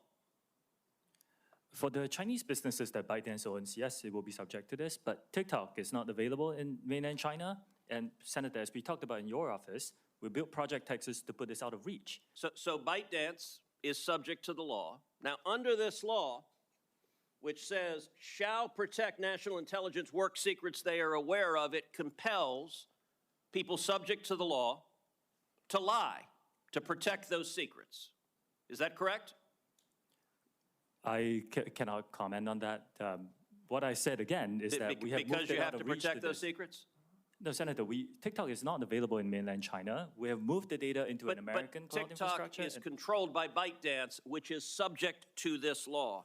Now, you said earlier, and I wrote this down, we have not been asked for any data by the Chinese government, and we have never provided it. I'm going to tell you, and I told this when you and I met last week in my office, I do not believe you. And I'll tell you, the American people don't either.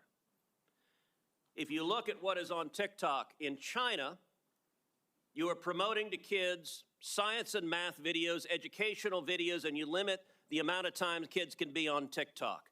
In the United States, you are promoting to kids self-harm videos and anti-Israel propaganda. Why is there such a dramatic difference? Senator, that is just not accurate. There's There's not a difference between what kids see in China and what kids see here? Senator, TikTok is not available in China. It's a separate experience there. What I'm saying But is... you have a company that is essentially the same, except it promotes beneficial materials instead of harmful materials. That is not true. We have a lot of science and math content here on TikTok. There's so much of it. I created a STEM feed for 100 billion views. Let me point to this, Mr. Chu. There was a report recently that compared hashtags on Instagram to hashtags on TikTok, and what trended, and the differences were striking. So, for something like hashtag Taylor Swift or hashtag Trump, researchers found roughly 2 Instagram posts for every 1 on TikTok. That's not a dramatic difference. That difference jumps to 8 to 1 for the hashtag Uyghur. And it jumps to 30 to 1 for the hashtag Tibet. And it jumps to 57 to 1 to the hashtag Tiananmen Square. And it jumps to 174 to 1 for the hashtag Hong Kong protest.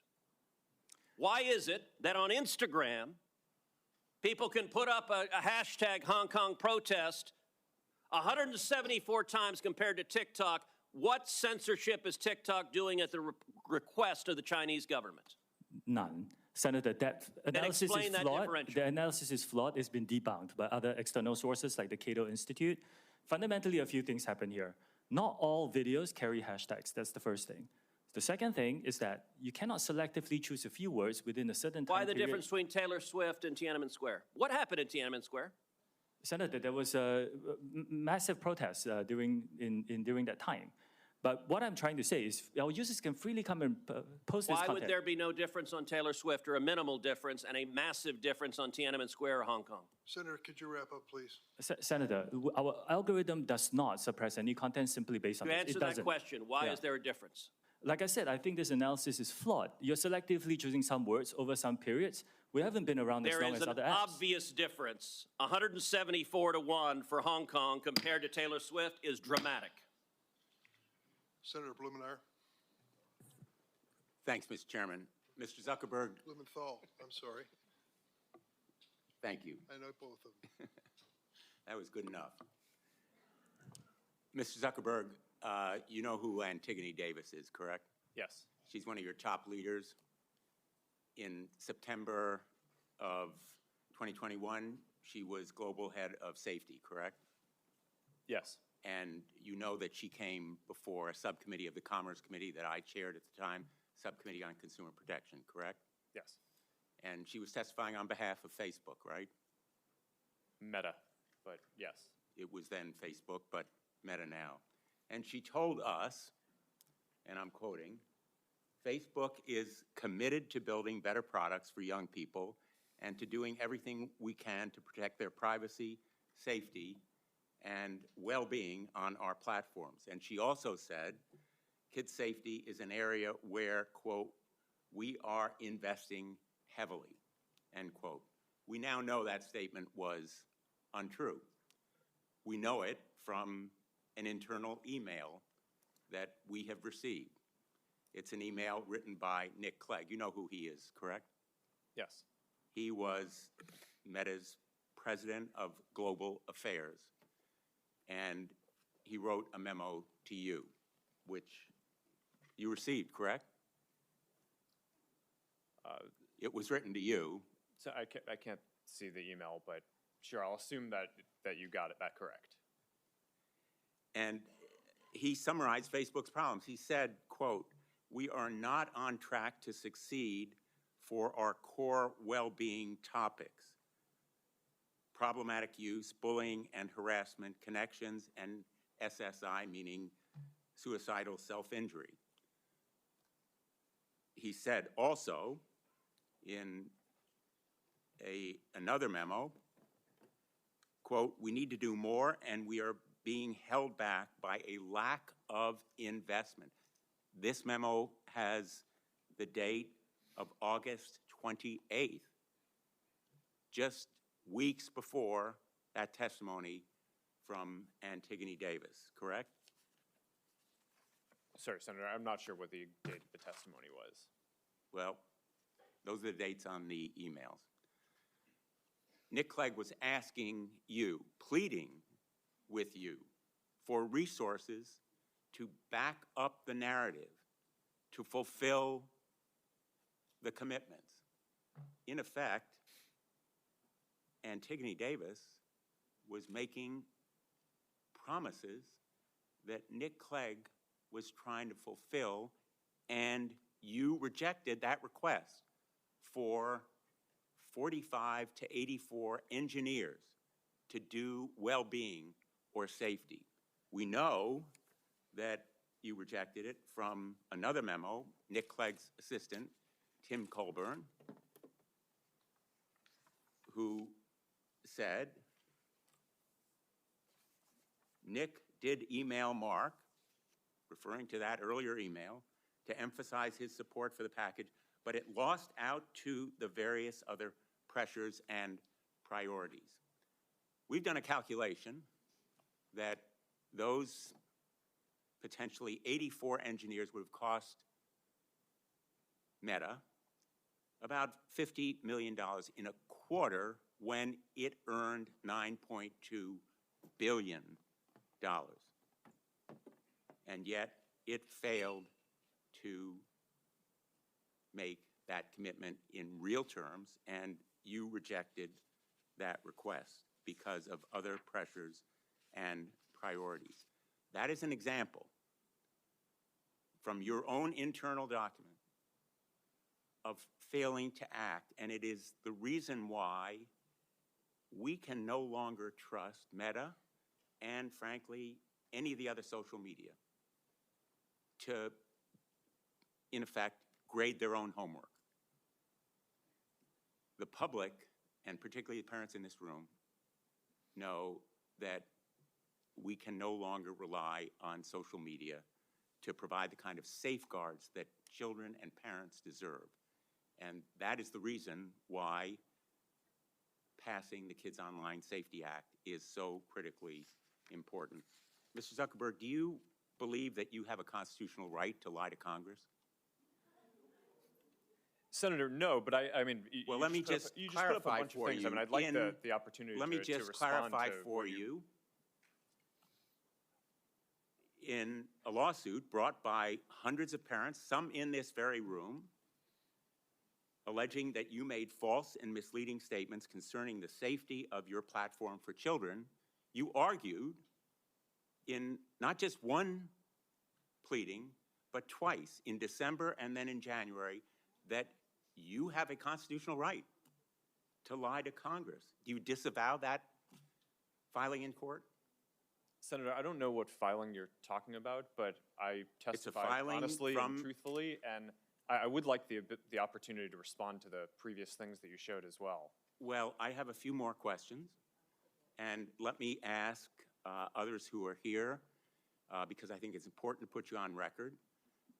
Who will support the Kids Online Safety Act? Yes or no? Mr. Citron? There are parts of the act that we think are great. No, it's a yes or no question. I'm going to be running out of time, so I'm assuming the answer is no if you can't answer yes. We very much think that the national privacy standard would be great. Mr. Siegel? Senator, we strongly support the Kids Online Safety Act, and we've already implemented many of its core provisions. Thank you. I welcome that support, along with Microsoft's support. Mr. Chu? Senator, with some changes, we can support it. Well, in its present form, do you support it? Yes or no? We are aware that some groups have raised some concerns. It's important to understand I'll take that as a no. Ms. Yaccarino? Senator, we support COSA and will continue to make sure that it accelerates and make sure it continues to offer community for teens that are seeking that voice. Mr. Zuckerberg? Senator, we support the age-appropriate content standards, but would have some suggestions yes or no, on how to Mr. implement Zuckerberg? Do you support the Kids Online Safety Act? Senator, it's a measure these are that is nuanced public, things. and I'm just asking whether you'll support it or not. These are nuanced things. I think that the basic spirit is right. I think the basic ideas in it are right, and there are some ideas that I would debate how to best implement them. Unfortunately, I don't think we can count on social media as a group or big tech to support this measure. And in the past, we know it's been opposed by armies of lawyers and lobbyists. We're prepared for this fight, but I am very, very glad that we have parents here, because tomorrow we're going to have an advocacy day. And the folks who really count, the people in this room who support this measure, are going to be going to their representatives and their senators, and their voices and faces are going to make a difference. Senator Schumer has committed that he will work with me to bring this bill to a vote, and then we will have real protection for children and parents online. Thank you, Mr. Chairman. Thank you, Senator Blumenthal. We have a vote on, has Senator Cotton, have you voted on and Senator Hawley, you haven't voted yet? You're next. And I don't know how long the vote will be open, but I'll turn over to you. Thank you, Mr. Chairman. Mr. Zuckerberg, let me start with you. Did I hear you say in your opening statement that there's no link between mental health and social media use? Senator, what I said is I think it's important to look at the science. I know it's people widely talk about this as if that is something that's already been proven, and I think that the bulk of the scientific evidence does not support that. Well, really, let me just remind you of some of the science from your own company. Instagram studied the effect of your platform on teenagers. Let me just read you some quotes from the Wall Street Journal's report on this. Company researchers found that Instagram is harmful for a sizable percentage of teenagers, most notably teenage girls. Here's a quote from your own study. Quote, "We make body image issues worse for 1 in 3 teen girls." Here's another quote. Teens blamed Instagram, this is your study, for increases in the rate of anxiety and depression. This reaction was unprompted and consistent across all groups. That's your study. Senator, we try to understand the feedback and how people feel about the services. We can improve Wait a them. minute, your own study says that you make life worse for 1 in 3 teenage girls. You increase Senator, that's not anxiety what it and says. depression. That's what it says, and you're here testifying to us in public that there's no link. You've been doing this for years. For years, you've been coming in public and testifying under oath that there's absolutely no link. Your product is wonderful. The science is nascent, full speed ahead, while internally, you know full well your product is a disaster for teenagers. Senator, and yet that's you not keep true. right on doing what you're doing, right? That's not true. That's not true. Let me show you some other facts I know that you're familiar with. Wait a minute. That's not a question. That's not a question. Those are facts, Mr. Zuckerberg. That's not a question. Those aren't facts. Here, let me show you some more facts. Here's some information from a whistleblower who came before the Senate, testified under oath in public. He worked for you. It's a senior executive. Here's what he showed he found when he studied your products. So, for example, this is girls between the ages of 13 and 15 years old. 37% of them reported that they had been exposed to nudity on the platform unwanted in the last 7 days. 24% said that they had experienced unwanted sexual advances they'd been propositioned in the last 7 days. 17% said they had encountered self-harm content pushed at them in the last 7 days. Now, I know you're familiar with these stats because he sent you an email where he lined it all out. I mean, we've got a copy of it right here. My question is, who did you fire for this? Who got fired because of that?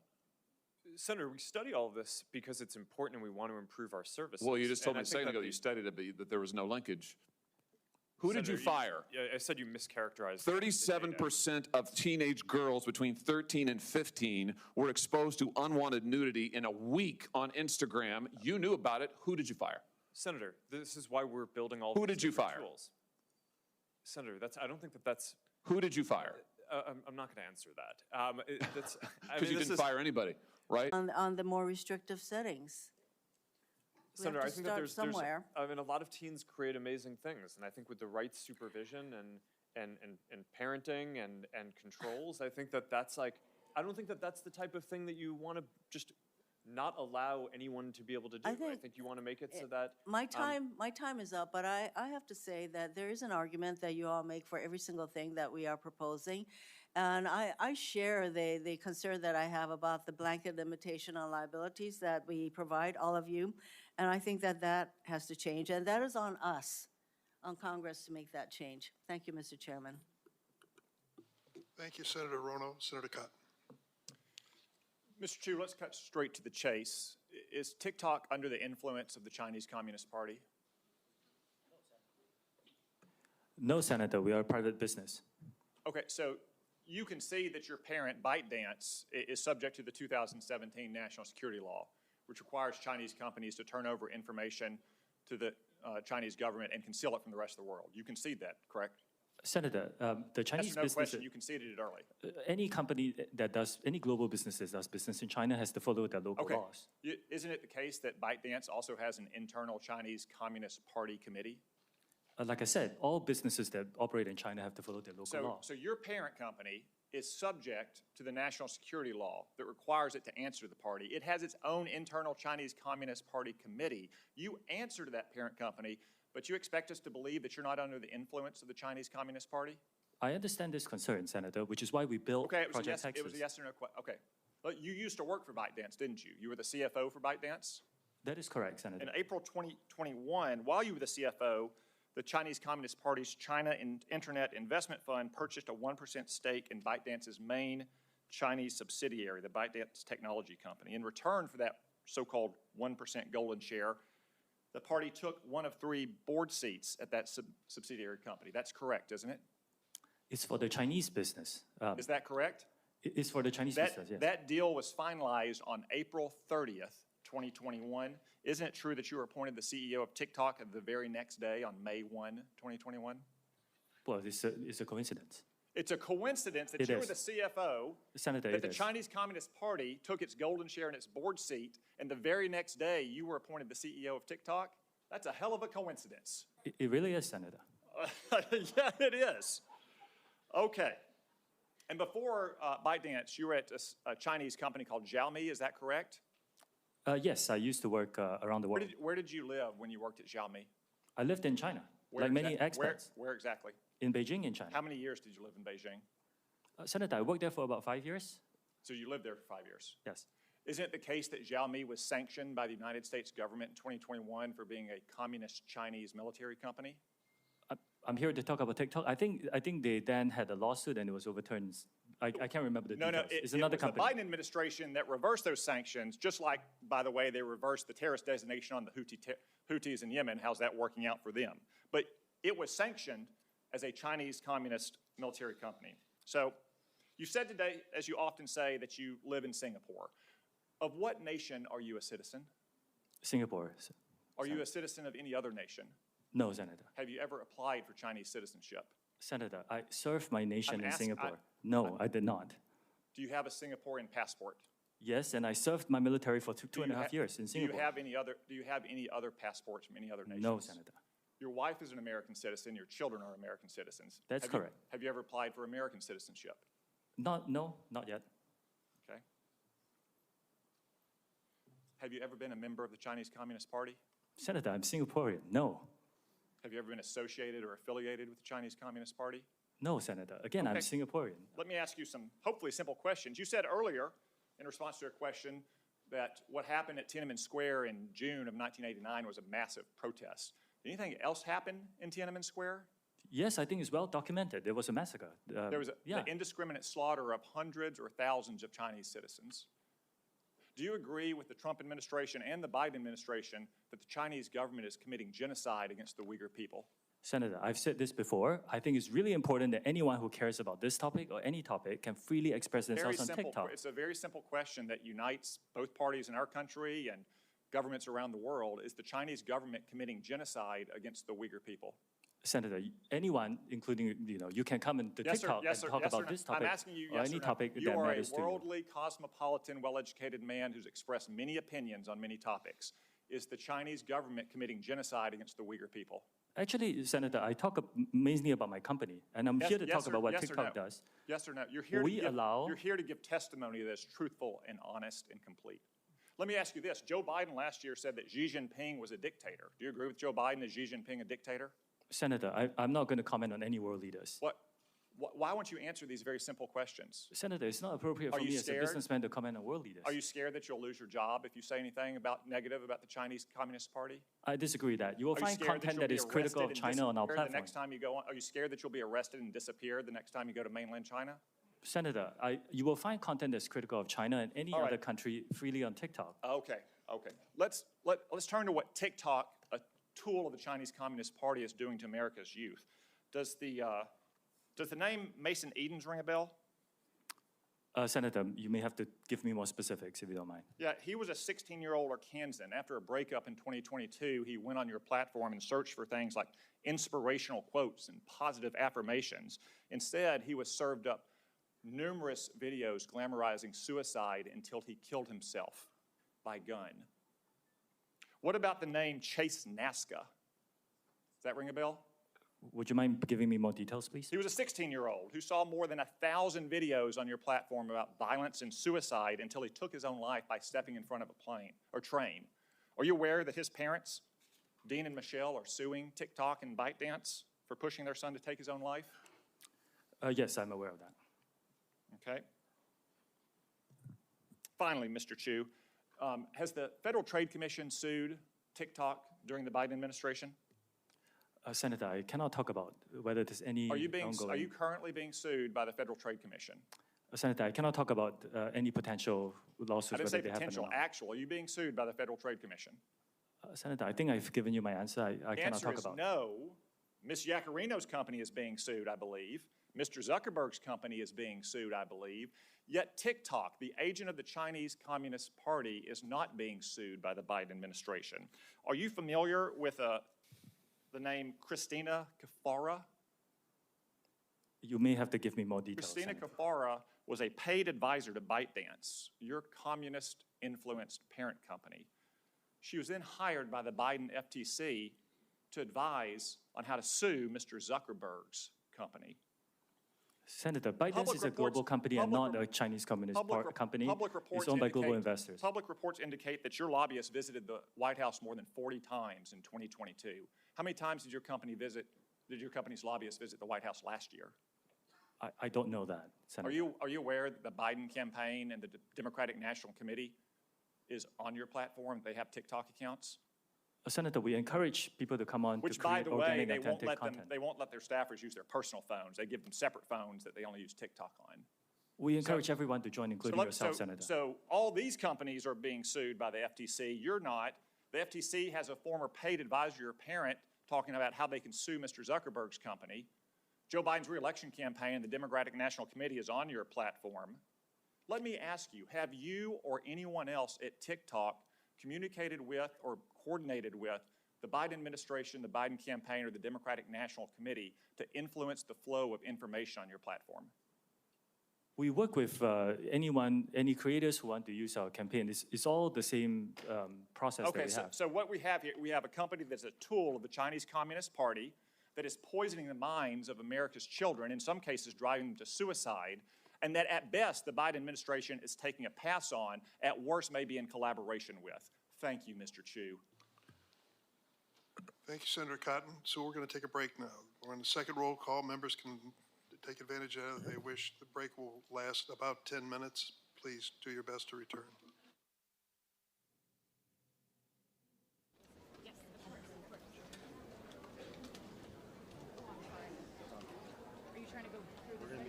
Daily. And while guardians do have primary responsibility for caring for our children, the old adage says it takes a village. And so society as a whole, including leaders in the tech industry, must prioritize the health and safety of our children. Now, dive into my questions now and be specific, platform by platform, witness by witness, on the topic of some of the parental tools you have each made reference to. Mr. Citron, how many minors are on Discord and how many of them have caretakers that have adopted your family center tool? And if you don't have the numbers, just say that quickly and provide that to our office. We can follow up with you on that. How have you ensured that young people and their guardians are aware of the tools that you offer? We make it very clear to teens on our platform what tools are available, and our Teen Safety That sounds Assist very is enabled vague. by default. What specifically do you do? What may be clear to you is not clear to the general public. So what do you do, in your opinion, to make it very clear? So our Teen Safety Assist, which is a feature that helps teens keep themselves safe, in addition to blocking and blurring images that may be sent to them, that is on by default for teen accounts, and it cannot be turned off. We also have, we market and to our teen users directly on our platform. We launched our Family Center. We create a promotional video. We put it directly in our product. So when every teen opened the app, in fact, every user opened the app, they got an alert like, hey, Discord has this, and they want you to use it. Thank you. Look forward to the data that we're requesting from we'll Mr. Zuckerberg.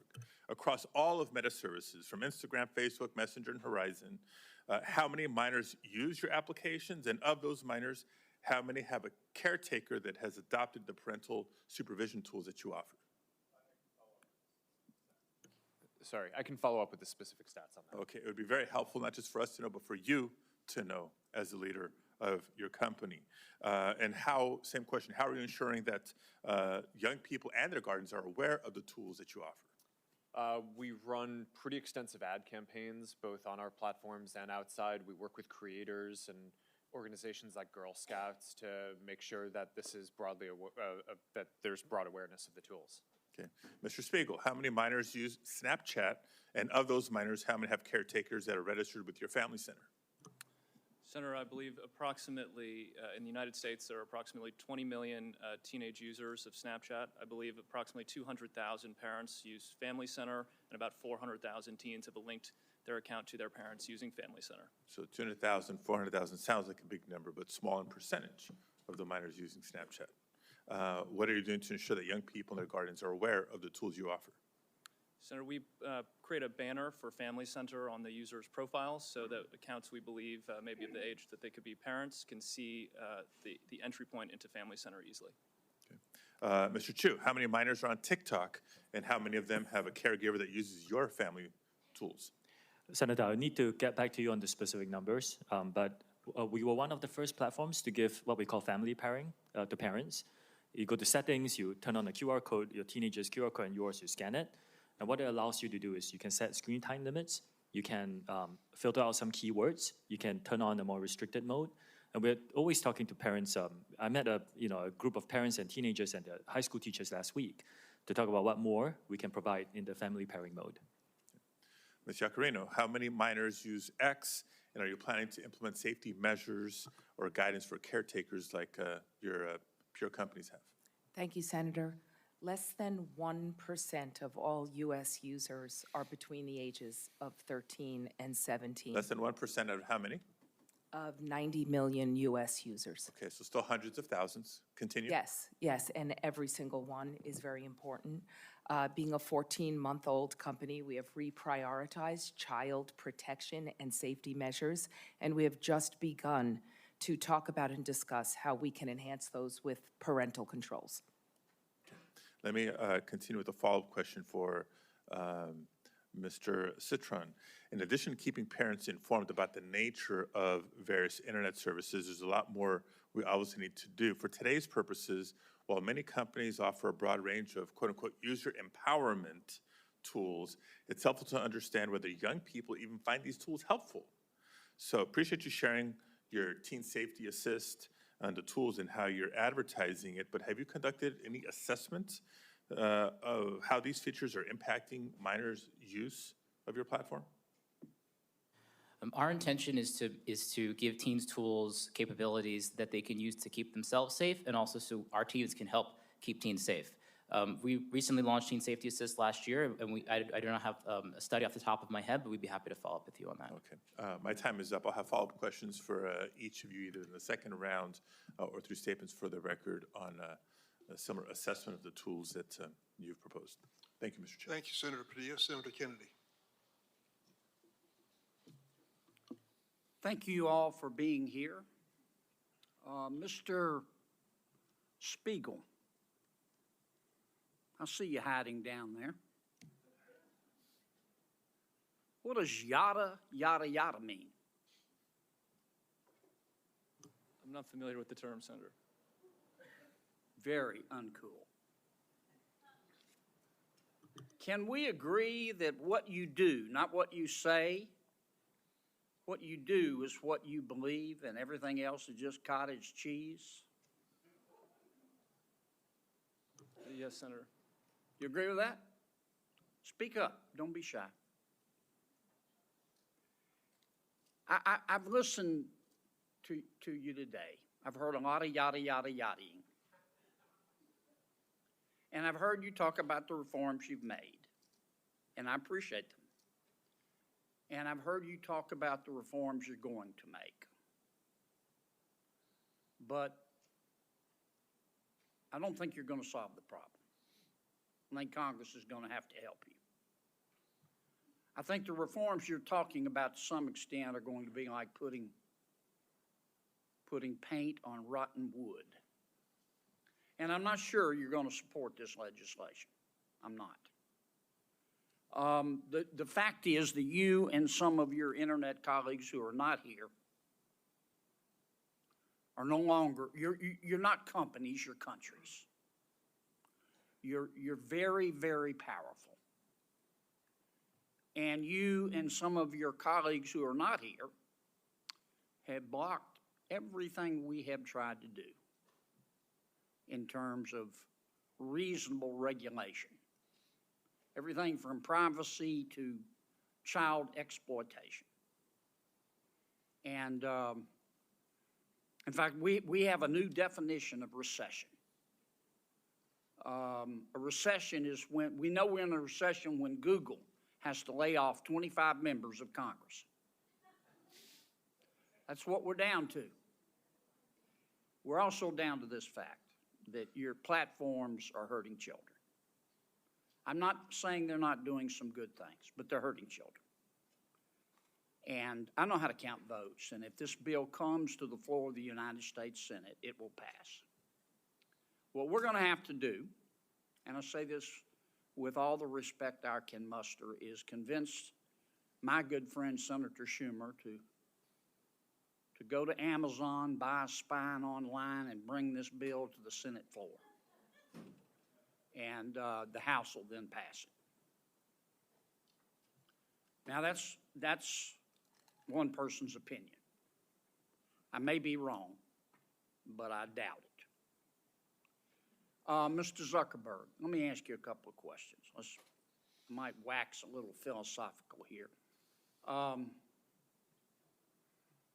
have to hand it to you.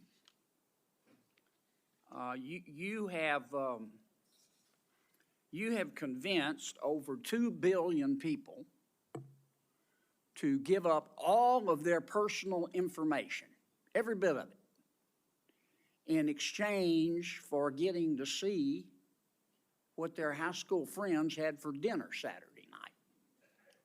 That's pretty much your business model, isn't it? It's not how I would characterize it. I mean, we give people the ability to connect with the people they care about and to engage with the topics that they care about. And you take this information, this abundance of personal information, and then you develop algorithms to punch people's hot buttons, and send and steer to them information that punches their hot buttons again and again and again to keep them coming back and to keep them staying longer. And as a result, your users see only one side of an issue. And so, to some extent, your platform has become a killing field for the truth, hasn't it? I mean, Senator, I disagree with that characterization. We build ranking and recommendations because people have a lot of friends and a lot of interests, and they want to make sure that they see the content that's relevant to them.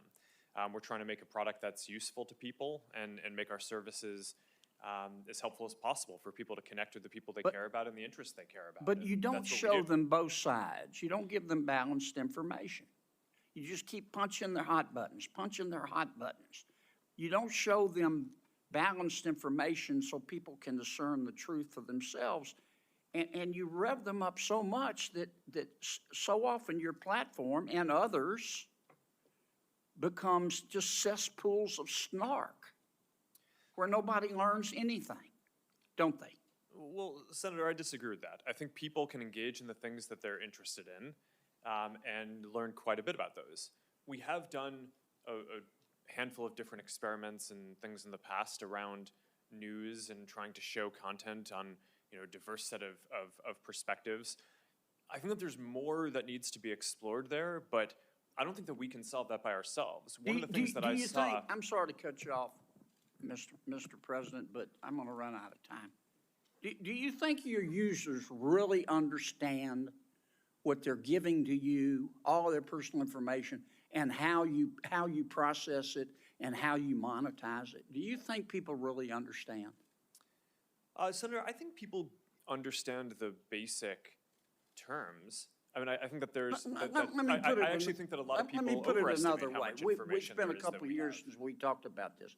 Does your user agreement still suck? I'm not sure how to answer that, Senator. Can you still hide a dead body and all that legalese where nobody can find it? Senator, I'm not quite sure what you're referring to, but I think people get the basic deal of using these services. It's a free service. You're using it to connect with the people you care about. If you share something with people, other people will be able to see your information. It's inherently, if you're putting something out there to be shared publicly or with a private set of people, it's, you're inherently putting it out there. So I think people get that basic part of how the service works. But Mr. Zuckerberg, you're in the foothills of creepy. You track people who aren't even Facebook users. You track your own people, your own users who are your product, even when they're not on Facebook. I'm going to land this plane pretty quickly, Mr. Chairman. I mean, it's creepy. And I understand you make a lot of money doing it, but I just wonder if our technology is greater than our humanity. I mean, let me ask you this final question. Instagram is harmful to young people, isn't it? Senator, I disagree with that. That's not what the research shows on balance. That doesn't mean that individual people don't have issues and that there aren't things that we need to do to help provide the right tools for people. But across all of the research that we've done internally, I mean, the survey that the senator previously cited, there are 12 or 15 different categories of harm that we asked teens if they felt that Instagram made it worse or better. And across all of them, except for the one that Senator Hawley cited, more people said that using Instagram made the different issues that they face, Mr. Zuckerberg, either positive or... we just have to agree to disagree. If you believe that Instagram, I'm not saying it's intentional, but if you agree that if you think that Instagram is not hurting millions of our young people, particularly young teens, particularly young women, you shouldn't be driving. It is. Thanks. Senator Butler. Thank you, Mr. Chair, and thank you to our panelists who've come to have an important conversation with us. Most importantly, I want to appreciate the families who have shown up to continue to be remarkable champions of your children and your loved ones, for being here, and in particular to California families that I was able to just talk to on the break, the families of Sammy Chapman from Los Angeles and Daniel Puerta from Santa Clarita. They are here today and are doing some incredible work to not just protect the memory and legacy of their boys, but the work that they're doing is going to protect my 9-year-old. And that is indeed why we're here. There are a couple questions that I want to ask some individuals. Let me start with a question for each of you. Mr. Citron, have you ever sat with a family and talked about their experience and what they need from your product? Yes or no? Yes, I have spoken with parents about how we can build tools to help them. Mr. Spiegel, have you sat with families and young people to talk about your products and what they need from your product? Yes, Senator. Mr. Hsu? Yes, I just did it 2 weeks ago, for example. I don't want to know what you did for the hearing prep, Mr. Chu. I just wanted to know No, if it's you an did example. anything Senator, in it's an terms example. of designing the product that you are creating. Mr. Zuckerberg, have you sat with parents and young people to talk about how you design product for your consumers? Yes, over the years, I've had a lot of conversations with parents. You know, that's interesting, Mr. Zuckerberg, because we talked about this last night and you gave me a very different answer. I asked you this very question. Well, I told you that I didn't know what specific processes our company had. No, Mr. for Zuckerberg, answering. you said to me that you had not. I must have misspoke. I want to give you the room to misspeak, Mr. Zuckerberg, but I asked you this very question. I asked all of you this question, and you told me a very different answer when we spoke. But I won't belabor it. Can I, a number of you have talked about Ms. Giacarino, have you talked to parents directly, young people, about designing your product? As a new leader of X, the answer is yes. I've spoken to them about the behavioral patterns because less than 1% of our users are in that age group, but yes, I have spoken to them. Thank you, ma'am. Mr. Spiegel, there are a number of parents whose children have been able to access illegal drugs on your platform. What do you say to those parents? Senator, we are devastated that we cannot To the prevent- parents, what do you say to those parents, Mr. Spiegel? I'm so sorry that we have not been able to prevent these tragedies. We work very hard to block all search terms related to drugs from our platform. We proactively look for and detect drug-related content. We remove it from our platform, preserve it as evidence, and then we refer it to law enforcement for action. We've worked together with nonprofits and with families on education campaigns because the scale of the fentanyl epidemic is extraordinary. Over 100,000 people lost their lives last year, and we believe people need to know that one pill can kill. That campaign reached was viewed more than 260 million times on Snapchat. We also Mr. Spiegel, there are two fathers in this room who lost their sons. They're 16 years old. Their children were able to get those pills from Snapchat.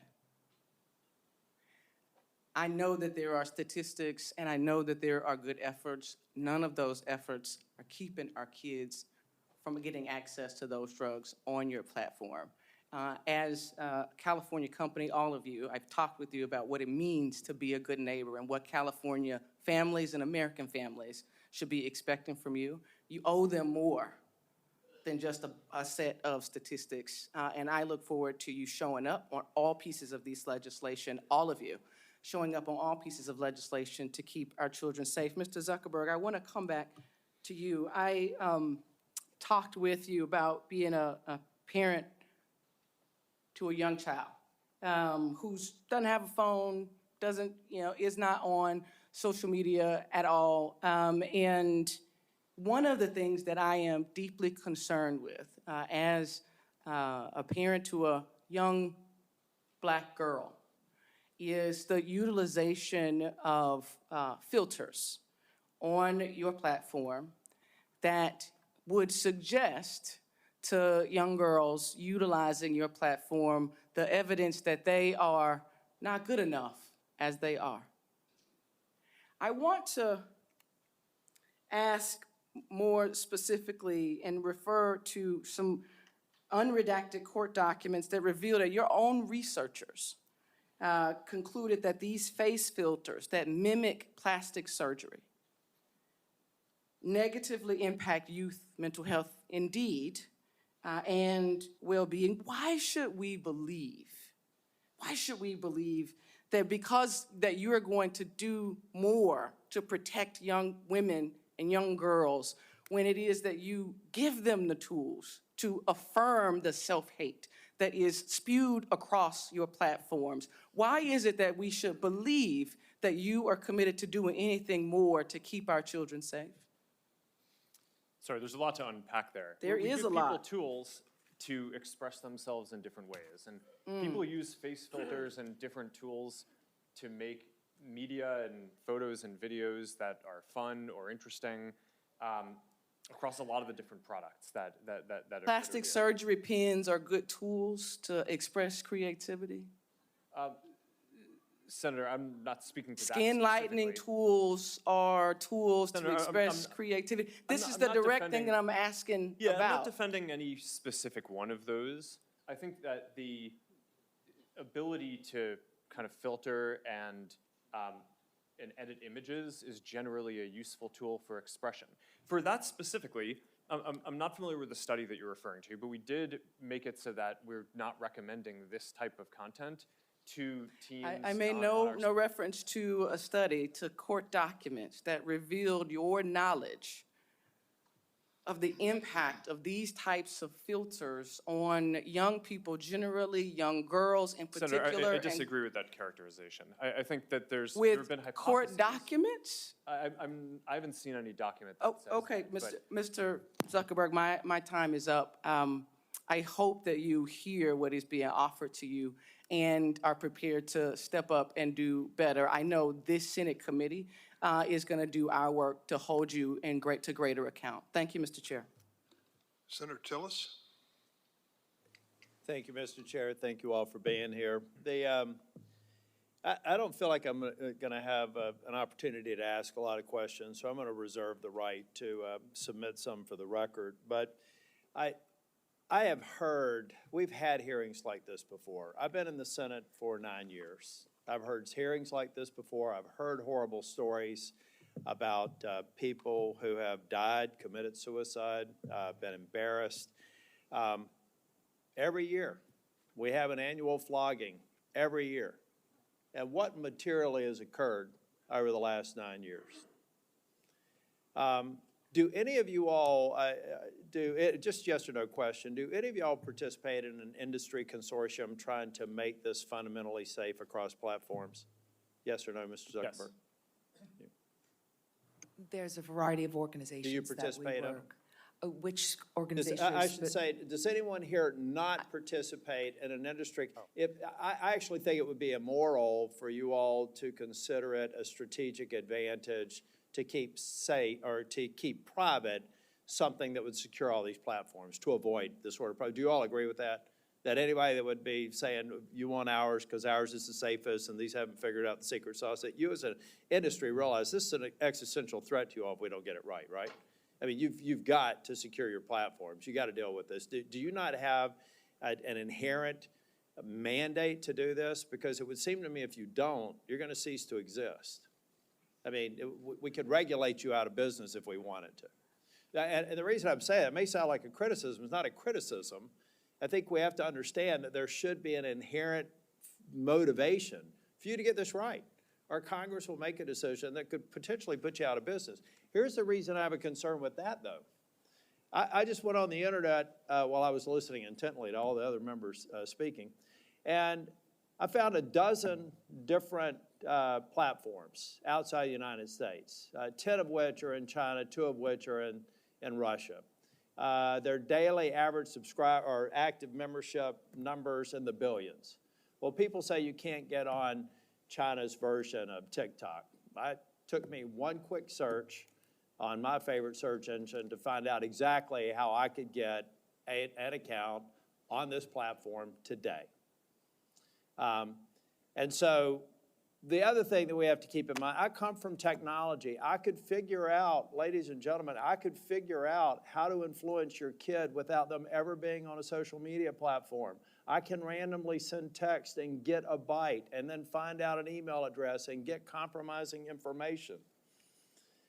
It is horrible to hear some of these stories, and I have and I've had these stories occur in my hometown down in North Carolina. But if we only come here and make a point today and don't start focusing on making a difference, which requires people to stop shouting and start listening and start passing language here, the bad actors are just going to be off our shores. I have another question for you all. How many people, roughly, if you don't know the exact numbers, okay, roughly, how many people do you have looking 24 hours a day at these horrible images? And just go real quick with an answer down the line and filtering it out. It's most of the 40,000 about people who work on safety and And security. again, We have 2,300 people all over the world. okay. We have 40,000 trust and safety professionals around the world. We have approximately 2,000 people dedicated to trust and safety and content moderation. Our platform is much smaller than these folks. We Yeah. have hundreds of people, and it's looking at content, and Well, 15% of our workforce I'm only focused mentioning, on these it. people have a horrible job. Many of them experience, they have to get counseling for all the things they see. We have evil people out there. And we're not going to fix this by shouting past or talking past each other. We're going to fix this by every one of y'all being at the table and hopefully coming closer to what I heard one person say, supporting a lot of the good bills, like one that I hope Senator Blackburn mentions when she gets a chance to talk. But guys, if you're not at the table and securing these platforms, you're going to be on it. And the reason why I'm not okay with that is that if we ultimately destroy your ability to create value and drive you out of business, the evil people will find another way to get to these children.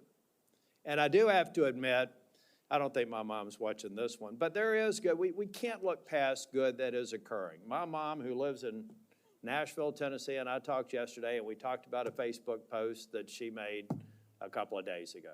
We don't let her talk to anybody else. That connects my 92-year-old mother with her grandchildren and great-grandchildren. That lets a kid who may feel awkward in school to get into a group of people and relate to people. Let's not throw out the good because we haven't all together focused on rooting out the bad. Now, I guarantee you, I could go through some of your governance documents and find a reason to flog every single one of you because you didn't place the emphasis on it that I think you should. But at the end of the day, I find it hard to believe that any of you people started this business, some of you in your college dorm rooms, for the purposes of creating the evil that is being perpetrated on your platforms. But I hope that every single waking hour, you're doing everything you can to reduce it. You're not going to be able to eliminate it. And I hope that there are some enterprising young tech people out there today that are going to go to parents and say, ladies and gentlemen, your children have a deadly weapon. They have a potentially deadly weapon, whether it's a phone or a tablet. You have to secure it. You can't assume that they're going to be honest and say that they're 16 when they're 12. We all have to recognize that we have a responsibility to play, and you guys are at the tip of the spear. So I hope that we can get to a point to where we are moving these bills. If you got a problem with them, state your problem, let's fix it. No is not an answer.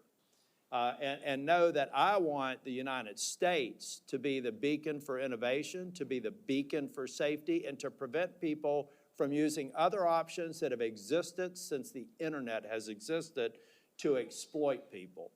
And count me in as somebody that will try and help out. Thank you, Mr. Chair. Thank you, Senator Tillis. Next is Senator Ossoff. Thank you, Mr. Chairman, and thank you to our witnesses today. Mr. Zuckerberg, I want to begin by just asking a simple question, which is, do you want kids to use your platform more or less? Well, we don't want people under the age of 13 using. Do you want teenagers 13 and up to use your platform more or less? Well, we would like to build a product that is useful and that people want to use more. My time is going to be limited, so it's just, do you want them to use it more or less? Teenagers 13 to 17 years old, do you want them using Meta products more or less? I'd like them to be useful enough that they want to use them more. You want them to use it more. I think herein we have one of the fundamental challenges. In fact, you have a fiduciary obligation, do you not, to try to get kids to use your platform more? It depends on how you define that. We obviously are a business. I'm sorry, Mr. Zuckerberg, our time is, it's self-evident that you have a fiduciary obligation to get your users, including users under 18, to use and engage with your platform more rather than less, correct? Over the long term, but in the near term, we often take a lot of steps, including we made a change to show less videos that that, on the platform, the reduced amount of time by more than 50 million hours. Okay, but if your shareholders ask you, Mark, I wouldn't, Mr. Zuckerberg here, but your shareholders might be on a first-name basis with you. Mark, are you trying to get kids to use Meta products more or less? You'd say more, right? Well, I would say that over the long term, we're trying to create the most I mean, value let's as look, possible. so the 10K you file with the SEC, a few things I want to note. Here are some quotes, and this is a filing that you sign, correct? Yes. Yeah. Our financial performance has been and will continue to be significantly determined by our success in adding, retaining, and engaging active users. Here's another quote. If our users decrease their level of engagement with our products, our revenue, financial results, and business may be significantly harmed. Here's another quote. We believe that some users, particularly younger users, are aware of and actively engaging with other products and services similar to or as a substitute for ours. It continues, in the event that users increasingly engage with other products and services, we may experience a decline in use and engagement in key demographics or more broadly, in which case our business would likely be harmed. You have an obligation as the chief executive to encourage your team to get kids to use your platform more. Senator, Fundamental, I think this is... is that not self-evident? You have a fiduciary Senator, I think obligation to your not- shareholders to get kids to use your platform more. I think that the thing that's not intuitive is the direction is to make the products more useful, so that way people want to use them more. We don't give the teams running the Instagram feed or the Facebook feed a goal to increase the amount of time that people spend. Yeah, but We you give don't people dispute, goals. and your 10K makes clear you want your users engaging more and using more the platform. And I think this gets to the root of the challenge, because it's the overwhelming view of the public, certainly in my home state of Georgia, and we've had some discussions about the underlying science, that this platform is harmful for children. I mean, you are familiar with, and not just your platform, by the way, social media in general. 2023 report from the Surgeon General about the impact of social media on kids' mental health, which cited evidence that kids who spend more than 3 hours a day on social media have double the risk of poor mental health outcomes, including depression and anxiety. Are you familiar with that Surgeon General report and the underlying study? I read the report, yes. Do you dispute it? No, but I think it's important to characterize it correctly. I think what he was flagging in the report is that there seems to be a correlation, and obviously the mental health issue is very important, so it's something that needs to be studied we know. further. The thing is, that's everyone knows there's a correlation. Everyone knows that kids who spend a lot of time, too much time on your platforms are at risk. And it's not just the mental health issues. I mean, let me ask you another question. Is your platform safe for kids? I believe it is, but there's an important difference between correlation and causation. Because we're not going to be able to get anywhere. We want to work in a productive, open, honest, and collaborative way with the private sector to pass legislation that will protect Americans, that will protect American children above all, and that will allow businesses to thrive in this country. If we don't start with an open, honest, candid, realistic assessment of the issues, we can't do that. The first point is you want kids to use the platform more. In fact, you have an obligation to. But if you're not willing to acknowledge that it's a dangerous place for children, the internet is a dangerous place for children, not just your platform, isn't it? Isn't the internet a dangerous place for children?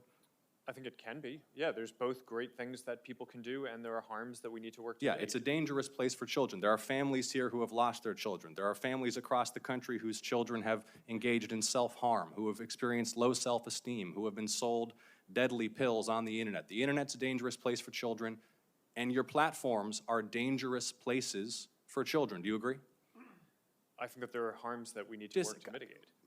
Okay. I mean, I'm not going to, I think overall... Why not? Why not? Why not just acknowledge it? Why do we have to do the very careful code? I disagree with the characterization Which character, that you have. that the internet's a dangerous place for children? I think you're trying to characterize our products as inherently dangerous, and I think that... Inherent or not, your products are places where children can experience harm. They can experience harm to their mental health. They can be sold drugs. They can be preyed upon by predators. They're dangerous places. And yet, you have an obligation to promote the use of these platforms by children. And look, all I'm trying to suggest to you, Mr. Zuckerberg, and my time is running short, is that in order for you to succeed, you and your colleagues here, we have to acknowledge these basic truths. We have to be able to come before the American people, the American public, the people in my state of Georgia, and acknowledge The internet is dangerous, including your platforms. There are predators lurking. There are drugs being sold. There are harms to mental health that are taking a huge toll on kids' quality of life.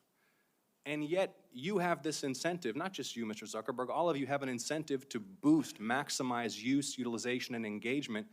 And that is where public policy has to step in to make sure that these platforms are safe for kids. So kids are not dying, so kids are not overdosing, so kids are not cutting themselves or killing themselves because they're spending all day scrolling instead of playing outside. And I appreciate all of you for your testimony. We will continue to engage as we develop this legislation. Thank you.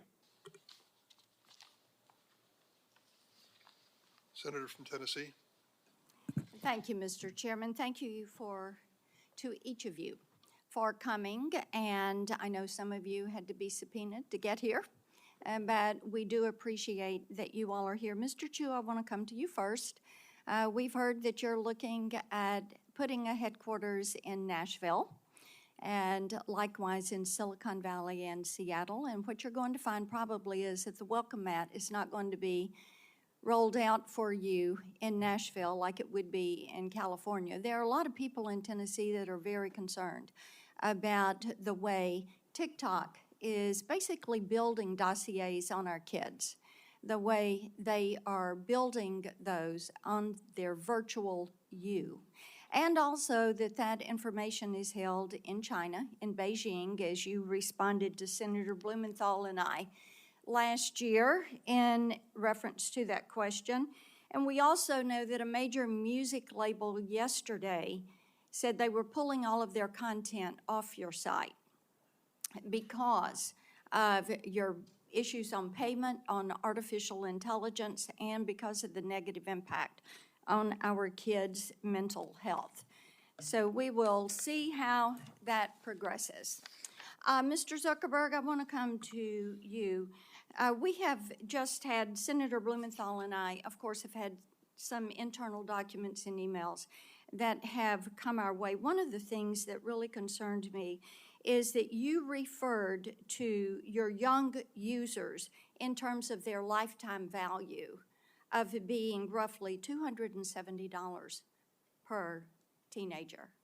And each of you should be looking at these kids. Their T-shirts they're wearing today say, "I'm worth more than $270. We've got some standing up in those T-shirts. Now,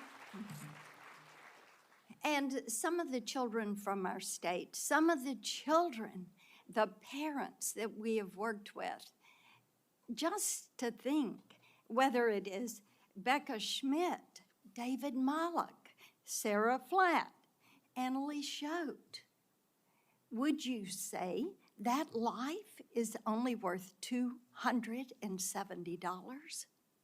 What could possibly lead you? I mean, I listened to that. I know you're a dad. I'm a mom. I'm a grandmom. And how could you possibly even have that thought? It is astounding to me. And I think this is one of the reasons that states, 42 states are now suing you because of features that they consider to be addictive, that you are pushing forward. And in the emails that we've got from 2021 that go from August to November, there is the staff plan that is being discussed. And Antigone Davis, Nick Clegg, Sheryl Sandberg, Chris Cox, Alex Schultz, Adam Masseri are all on this chain of emails on the well-being plan. And then we get to one, Nick did email Mark for emphasis, to emphasize his support for the package, but it sounds like it lost out to various other pressures and priorities. See, this is what bothers us. Children are not your priority. Children are your product. Children you see as a way to make money. And children, protecting children in this virtual space, you made a conscious decision.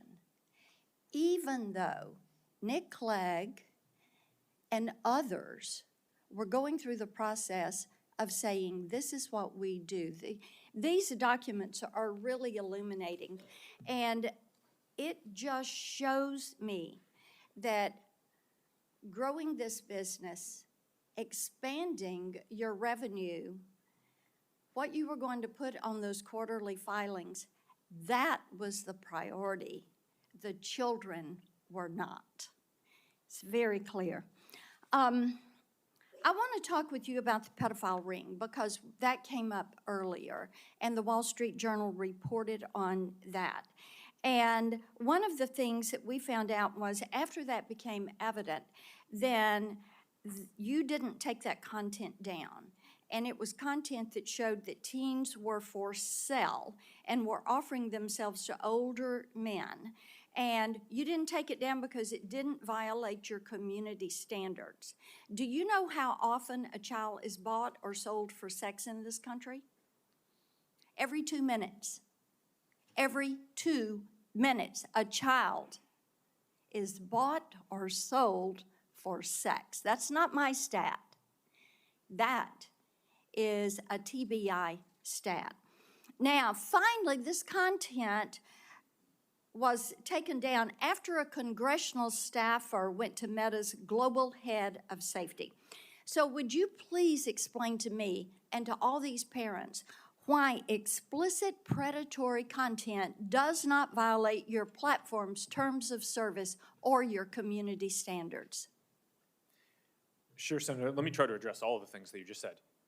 It does violate our standards. We work very hard to take it down. Didn't take it down. We've reported, I think it's more than 26 million examples of this kind of content. Didn't take it down until a congressional staffer brought it up.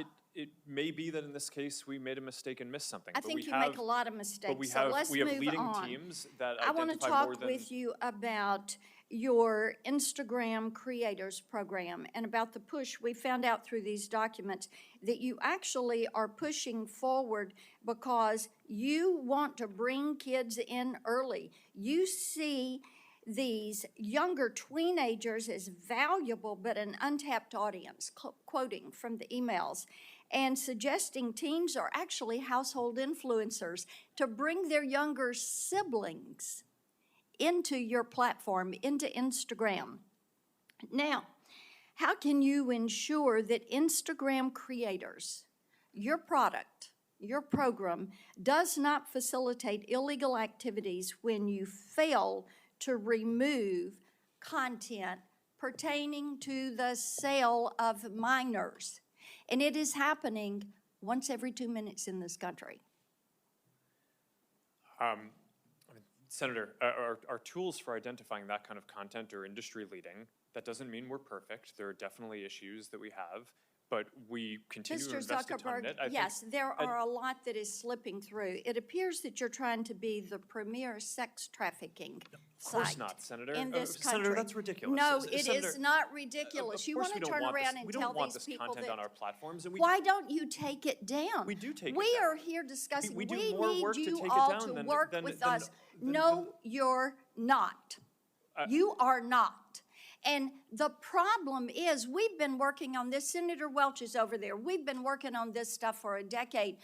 You have an army of lawyers and lobbyists that have fought us on this every step of the way. You work with NetChoice, the Cato Institute, Taxpayers Protection Alliance, and Chamber of Progress to actually fight our bipartisan legislation to keep kids safe online.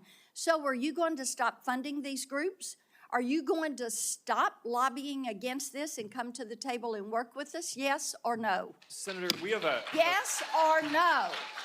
Of course we'll work with you on the legislation. Okay, I mean, the it's door been hard is to... open. We've got all these bills. You need to come to the table. Each and every one of you need to come to the table. And you need to work with us. Kids are dying.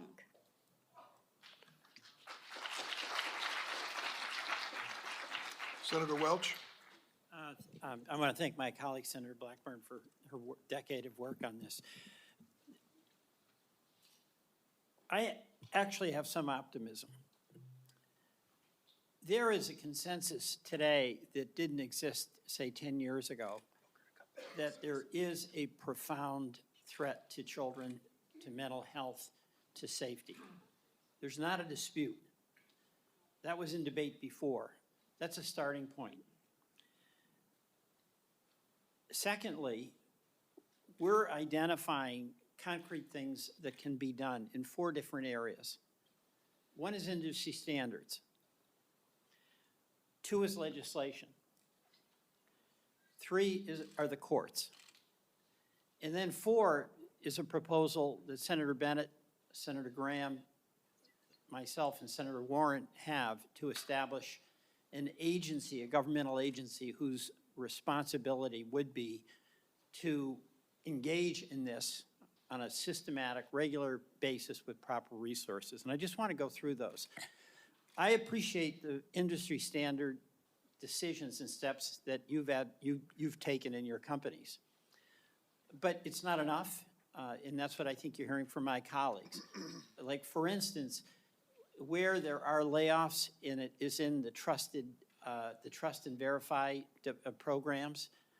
That's alarming because it looks like there is a reduction in emphasis on protecting things. Like, you just added, Ms. Yacarino, 100 employees in Texas in this category. And how many did you have before? The company is just coming through a significant restructuring. So we've increased the number of trust and safety employees and agents all over the world by at least 10% so far in the last 14 months, and we will continue to do so, specifically in Austin, Texas. All right, Mr. Zuckerberg, my understanding is there have been layoffs in that area as well. There's added jobs there at Twitter, but at Meta, have there been reductions in that? There have been across the board, not really focused on that area. I think our investment is relatively consistent over the last couple of years. Right, we invested almost $5 billion in this work last year, and I think this year will be on the same order of magnitude. All right, and another question that's come up is when, to the horror of a user of any of your platforms, somebody has an image on there that's very compromising, often of a sexual nature. Is there any reason in the world why a person who wants to take that down can't have a very simple same-day response to have it taken down? I'll start with Twitter on that. I'm sorry, Senator, I was taking notes. Could you repeat the question? Well, there's a lot of examples of a young person finding out about an image that is of them and really compromises them and actually can create suicidal thoughts. And they want to call up or they want to send an email and say, take it down. I mean, why is it not possible for that to be responded to immediately?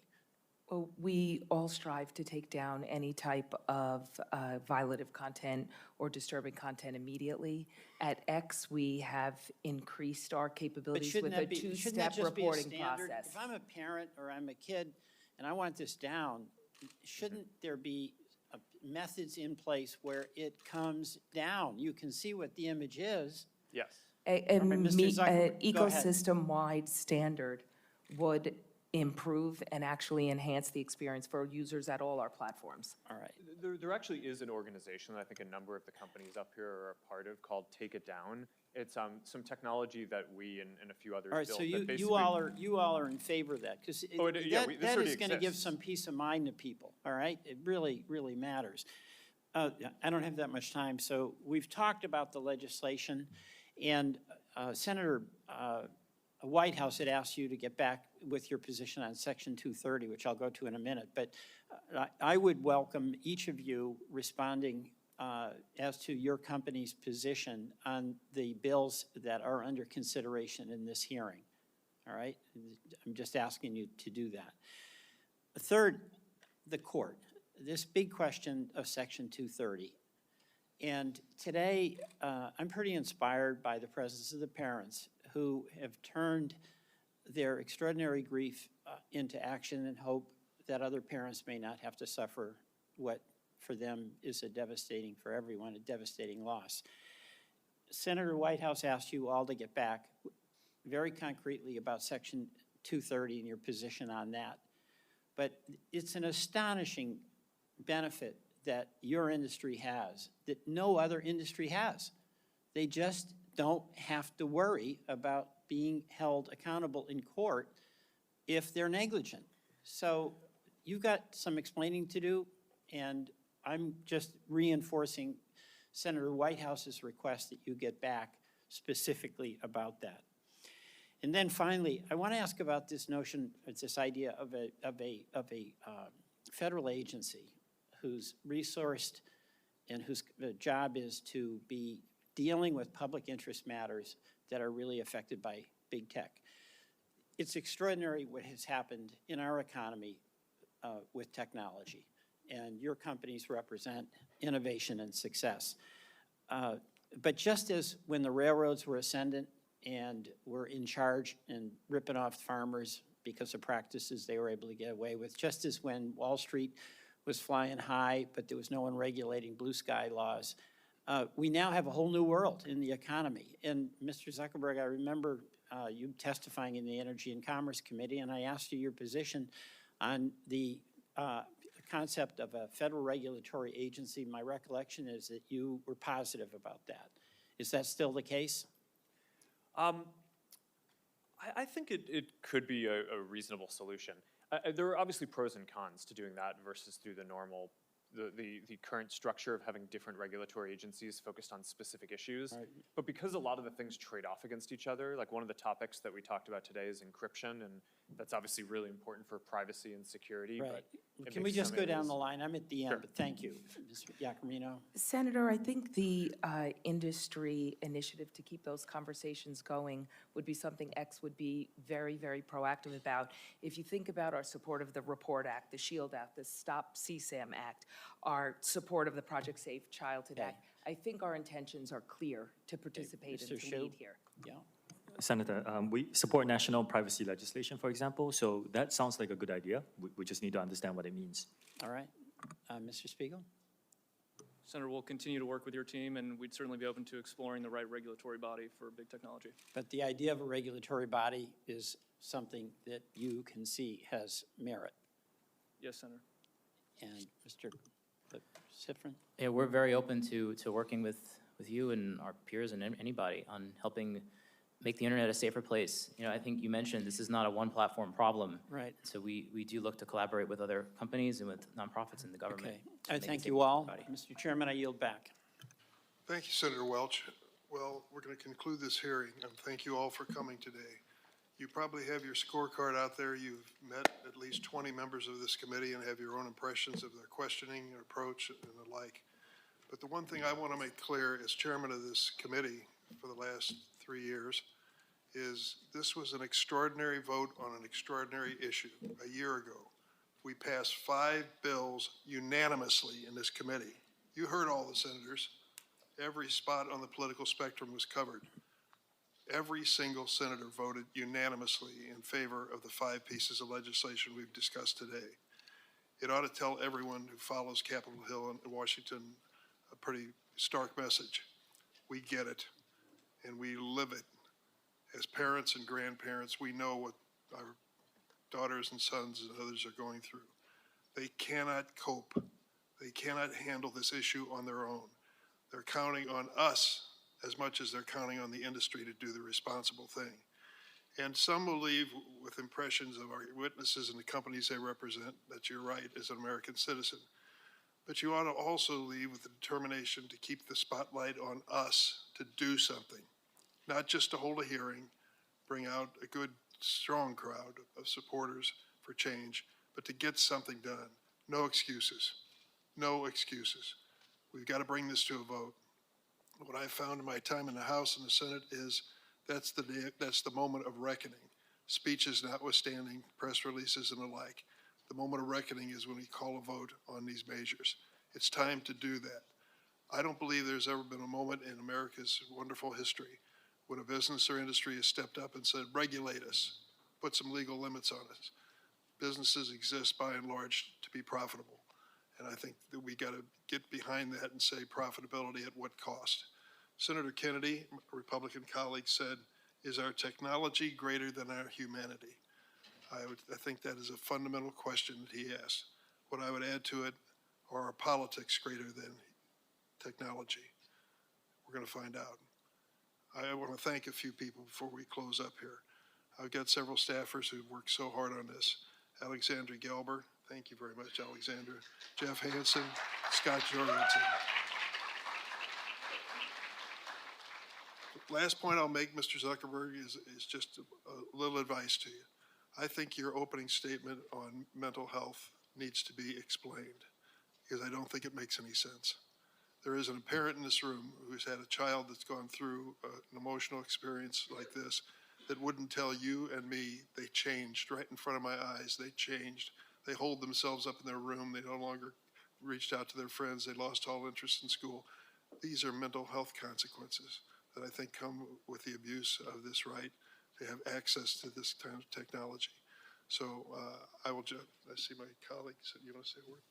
I think it was a good hearing. I hope something positive comes from it. Thank you all for coming. The hearing record's going to remain open for a week for statements, and questions may be submitted by senators by 5 p.m. on Wednesday. Once again, thanks to the witnesses for coming. The hearing stands adjourned.